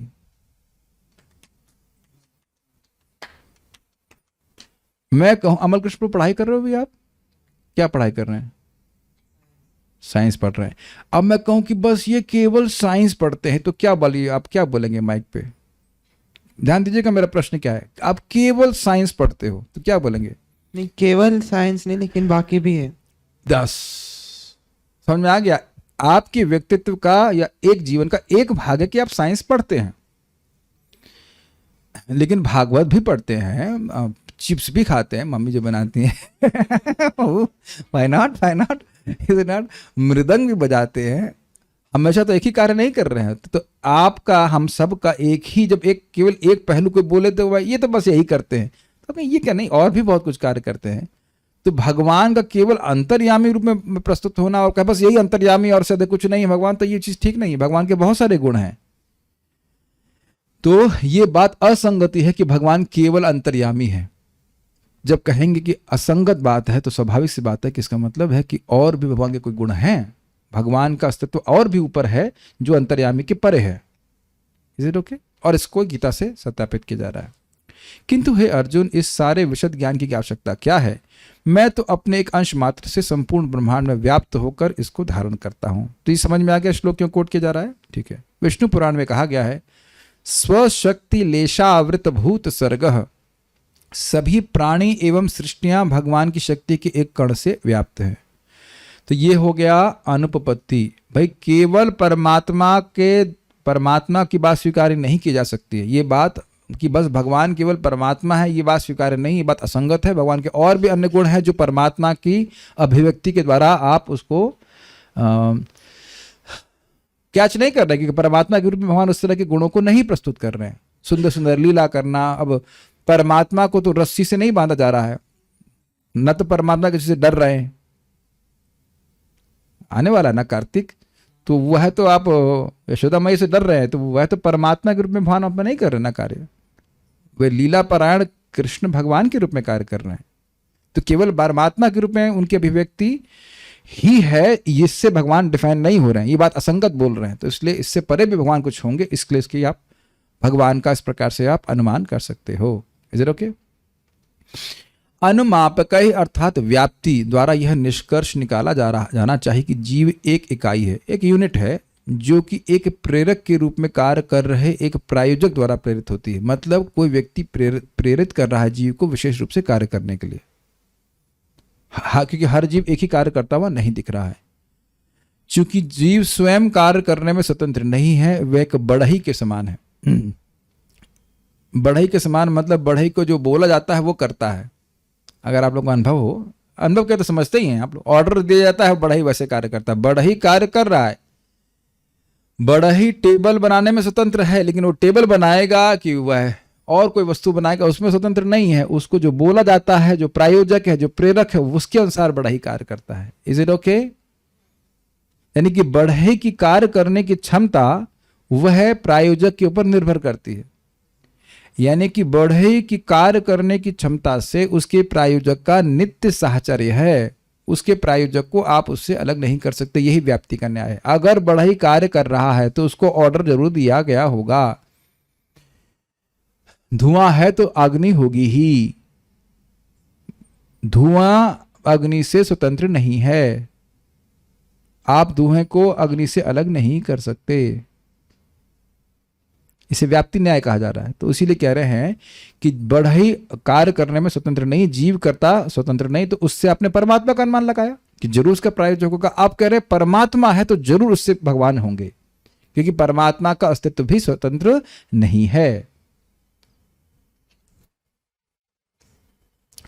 इस प्रकार जैसे अंतर्यामी व्याप्ति द्वारा सिद्ध हुए हैं। कैसे व्याप्ति द्वारा सिद्ध हुए हैं? कि जीव स्वतंत्र नहीं है कर्ता के रूप में, वो बढ़ई की तरह है, उसको कोई प्रायोजक होना ही चाहिए, तो उससे अंतर्यामी सिद्ध हुए।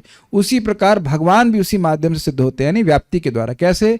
अंतर्यामी जो कि तुच्छ वैभव के जीव में वास करते हैं। हमारे पास कोई खास वैभव नहीं है तो उन पर हम वास करते हैं अनंतता और उपद्रष्टा के रूप में। वह ईश्वर हैं, किंतु अंतर्यामी भी भगवान की शरण लेते हैं जो उनके आश्रय एवं स्रोत हैं। भगवान के अस्तित्व के बिना परमात्मा नहीं हो सकते हैं। परमात्मा भगवान के विस्तार है। हाँ, भगवान के विस्तार है, और वह भी हमेशा नहीं रहते। जब सृष्टि होती तब परमात्मा की जरूरत होती। तो परमात्मा का जो तत्व है वह शाश्वत नहीं है। परमात्मा की जरूरत कब होती है? भौतिक जगत में जब सृष्टि होती है, उसके बाद भगवान अपने आप को भी खींच लेते हैं। परमात्मा मतलब क्षीरोदकशय विष्णु।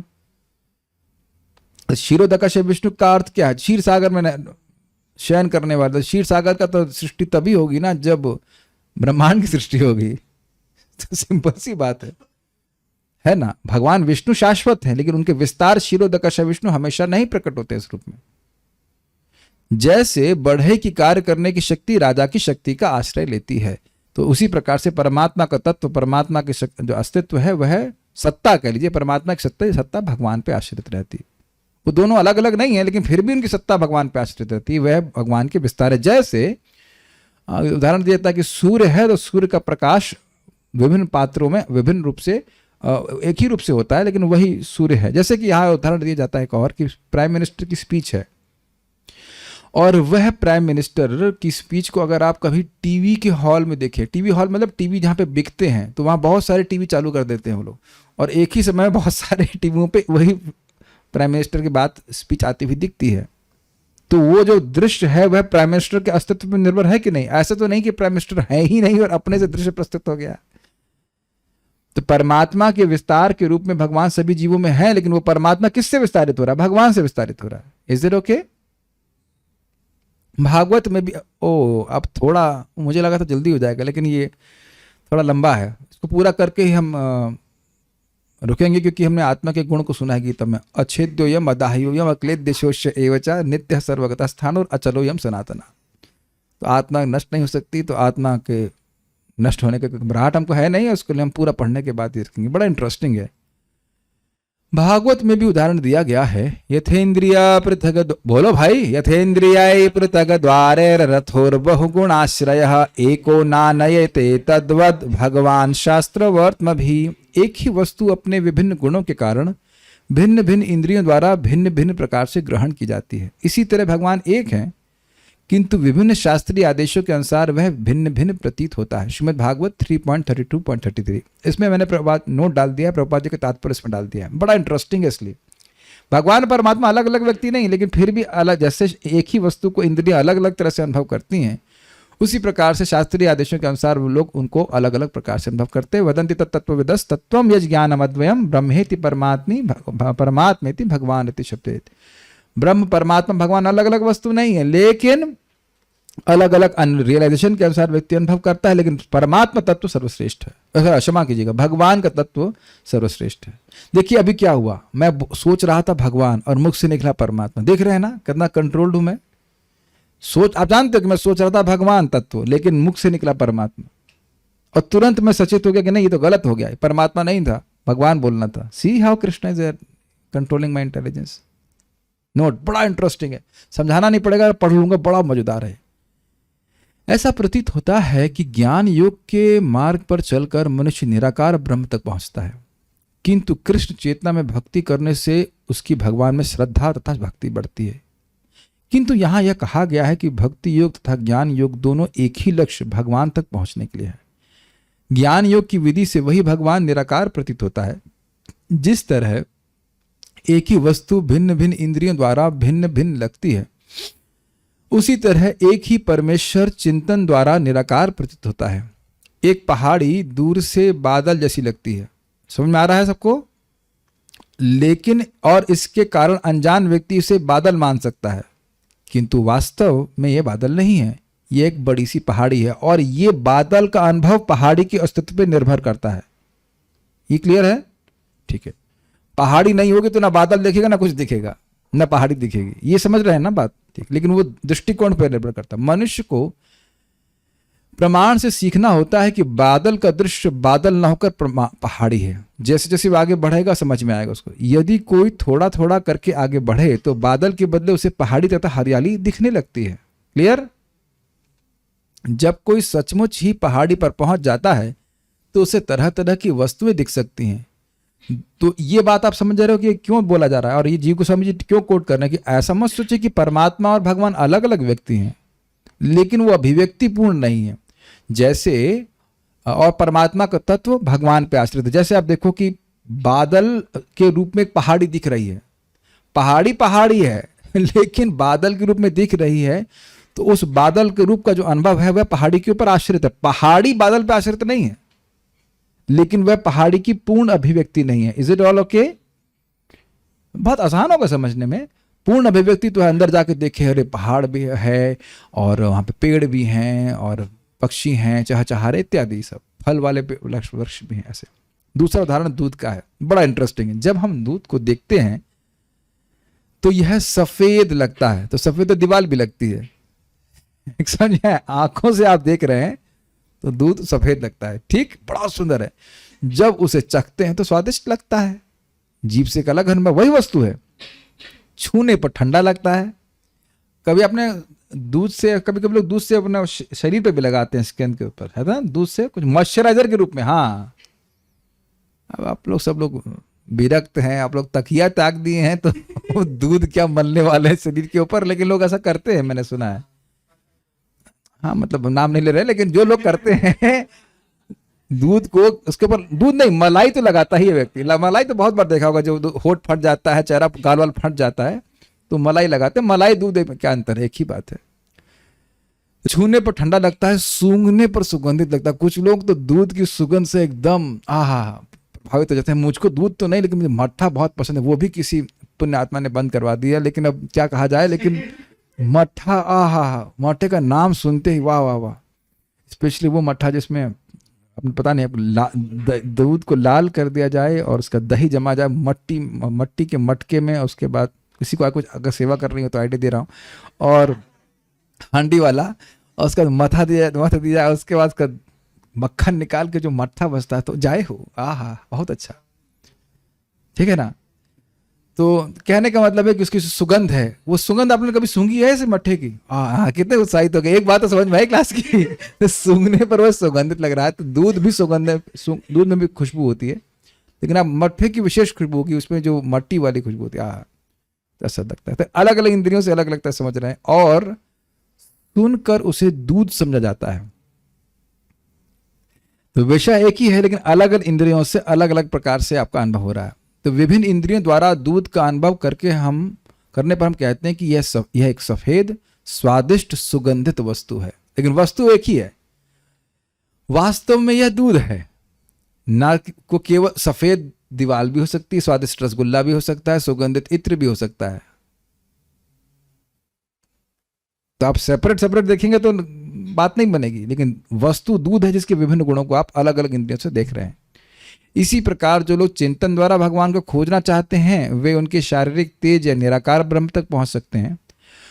और जो भगवान को योगाभ्यास द्वारा पाना चाहते हैं, वे उन्हें अंतर्यामी परमात्मा के रूप में प्राप्त कर सकते हैं। किंतु जो लोग भक्ति योग द्वारा भगवान के पास पहुंचना चाहते हैं, वे साक्षात परम पुरुष का दर्शन कर सकते हैं। समझ में आ गया? जैसे एक ही वस्तु को विभिन्न इंद्रियां अलग प्रकार से ग्रहण करती हैं, अलग नहीं वस्तु है, उसी प्रकार से अलग अलग पद्धति को स्वीकार करके व्यक्ति को भगवान का अनुभव अलग अलग प्रकार से करता है। और ये सारे अनुभव एक जैसे नहीं है। Is it okay? ठीक है। अंततः परम पुरुष की सारी विधियों का गंतव्य है। अंतिम गंतव्य भगवान श्री कृष्ण ही है। सारी विधियां उनको समझने के लिए हैं। वासुदेव परा वेदा, वासुदेव परा ज्ञाना, वासुदेव परा वखा, वासुदेव परा यज्ञ इत्यादि आप 1.2.18-19 में पढ़ सकते हैं।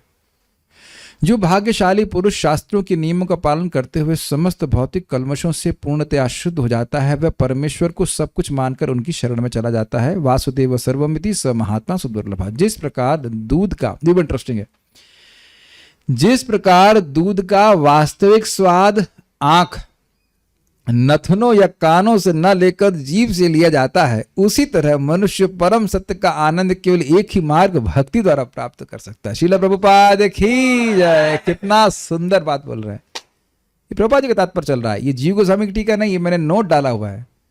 वो श्लोक की व्याख्या प्रभुपाद जी कैसे करते हो मैं डाल रहा हूं उसको। तो कि परमात्मा को समझ लिया, लेकिन परमात्मा की अभिव्यक्ति, परमात्मा का रियलाइजेशन फाइनल नहीं है। भगवान आनंदमय, उसकी अनुभूति तभी होगी जब भक्ति करोगे। थोड़ा सा इसको मैंने जोड़ दिया था यहाँ पे, हमको बहुत सुंदर ये टीका लगी थी। श्लोक की अप्रिसिएशन भी बढ़ जाएगा। समझ पा रहे हैं? जैसे दूध एक वस्तु है, उसको अलग प्रकार से अनुभव कर रहे हो, लेकिन असली बात तो ये है कि दूध का स्वाद होना। जैसे आइसक्रीम है, मान लो दूध की आइसक्रीम नहीं मुझे अच्छी लगती है, कुल्फी अच्छी लगती है। कुल्फी सब बंद है मेरे लिए, लेकिन फिर भी बोल रहा हूँ, कुल्फी बहुत अच्छी लगती है। तो कुल्फी कैसी लग रही है? हाँ, वाइट बहुत अच्छी लग रही है। कुल्फी में तो पिस्ता विस्ता खुशबू भी बहुत अच्छी आती है। आ गई खुशबू भी, आ गई, ठीक है। उसके बाद कान से सुन भी लिया कुल्फी, सुनते ही कुछ हो रहा है, लेकिन खाने को नहीं दिया जा रहा है। तो फिर क्या मतलब है? तो कहो इतनी बात क्यों करी तुमने? Do you agree? खाने की वस्तुओं का नाम लेने ही कुछ से कुछ होता है कि नहीं होता है, स्पेशली अगर आपको बहुत पसंद हो, लेकिन खाने को ना दिया जाए, खाली बोला जा रहा है, तो क्या मतलब हुआ? मंचूरियन, चाउमीन, छोला भटूरा या व्हाटएवर, पकौड़ा जो कुछ भी दिखा दिया जाए लेकिन खाने को न दिया जाए तो क्या मजा है, समझ में आ गया। तो कह रहे हैं कि भाई इसी प्रकार से जब खाने अगर आस्वादन करना चाहते हैं दूध का तो जीभ से ही चखना होगा, उसी प्रकार से भगवान का अनुभव करना चाहते हैं तो उसको भक्ति करनी होगी। ये बात है। ये थोड़ा सा आपको हम लोग ड्रिफ्ट कर रहे थे, ड्रिफ्ट इन द सेंस कि उस श्लोक को समझने का प्रयास कर रहे हैं जो जी गोस्वामी जी ने कोट किया। भगवत गीता में इसकी पुष्टि इस प्रकार से हुई है, भक्त्या माम अभिजानाति। यदि कोई परम सत्य को पूरी तरह जानना चाहता है तो उसे भक्ति करनी चाहिए। जानना चाहता है मतलब जैसे दूध को पूरा जानने का मतलब क्या, पूरा जानने का मतलब क्या है, पियो उसको दबा के। तो उसी प्रकार से भगवत्ता का सार है माधुर्य, तो भगवान के माधुर्य का अनुभव व्यक्ति करेगा तब जो भक्ति में बढ़ा होगा। जितनी भक्ति बढ़ी होगी उतना वो मधुरता का अनुभव करेगा। ऐश्वर्य भी भगवान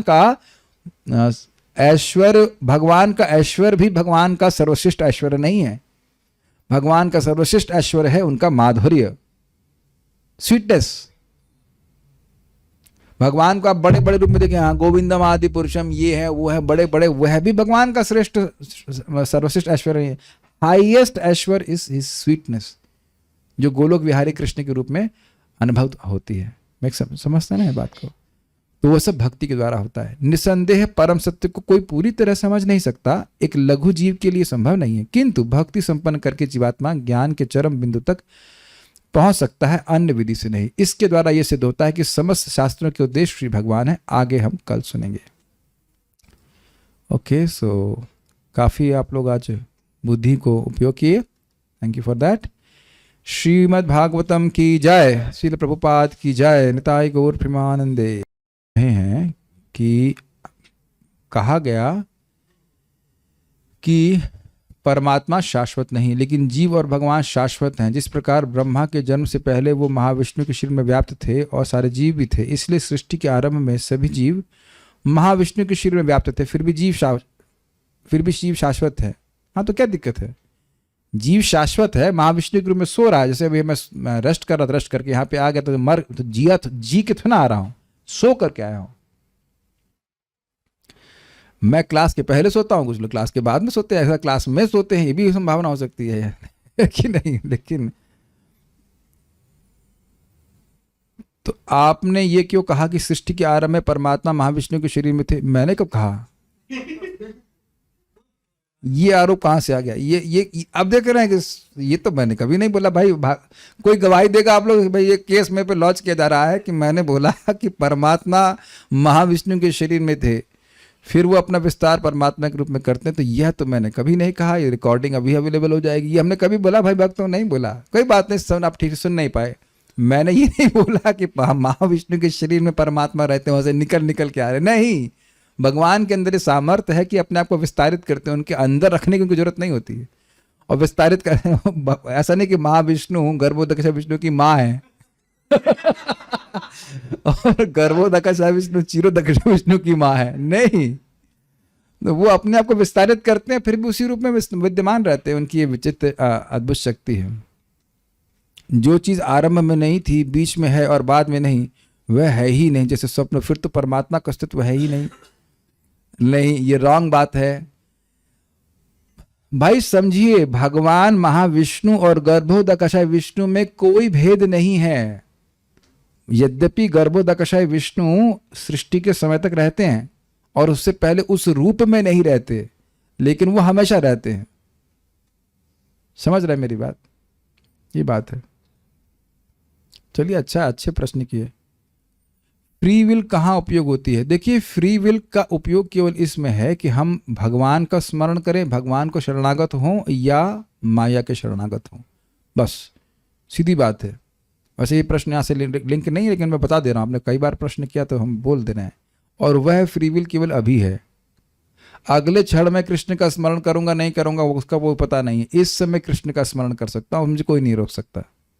पुराने समय में किया नहीं किया उसे छोड़ दीजिए। भविष्य में करूंगा नहीं करूंगा पता नहीं, लेकिन इस समय कर सकता हूं। इतनी फ्री विल हमारे पास, इतनी स्वेच्छा हमारे पास, ठीक है। सो परमात्मा इज नॉट द कर्ता, भगवान इज द अल्टीमेट कर्मा, कर्ता। नहीं, देखिए, ऐसे मत लीजिए, कर्ता कर्ता जीव है और उसके प्रायोजक हैं परमात्मा, लेकिन परमात्मा भी अल्टीमेट कर्ता नहीं, इन द सेंस कि परमात्मा स्वतंत्र हैं, लेकिन परमात्मा के रूप, परमात्मा का जो सत्ता है वो भगवान पे आश्रित है, ये समझना चाहिए। लेकिन परमात्मा और भगवान श्री कृष्ण कोई अलग व्यक्ति नहीं है।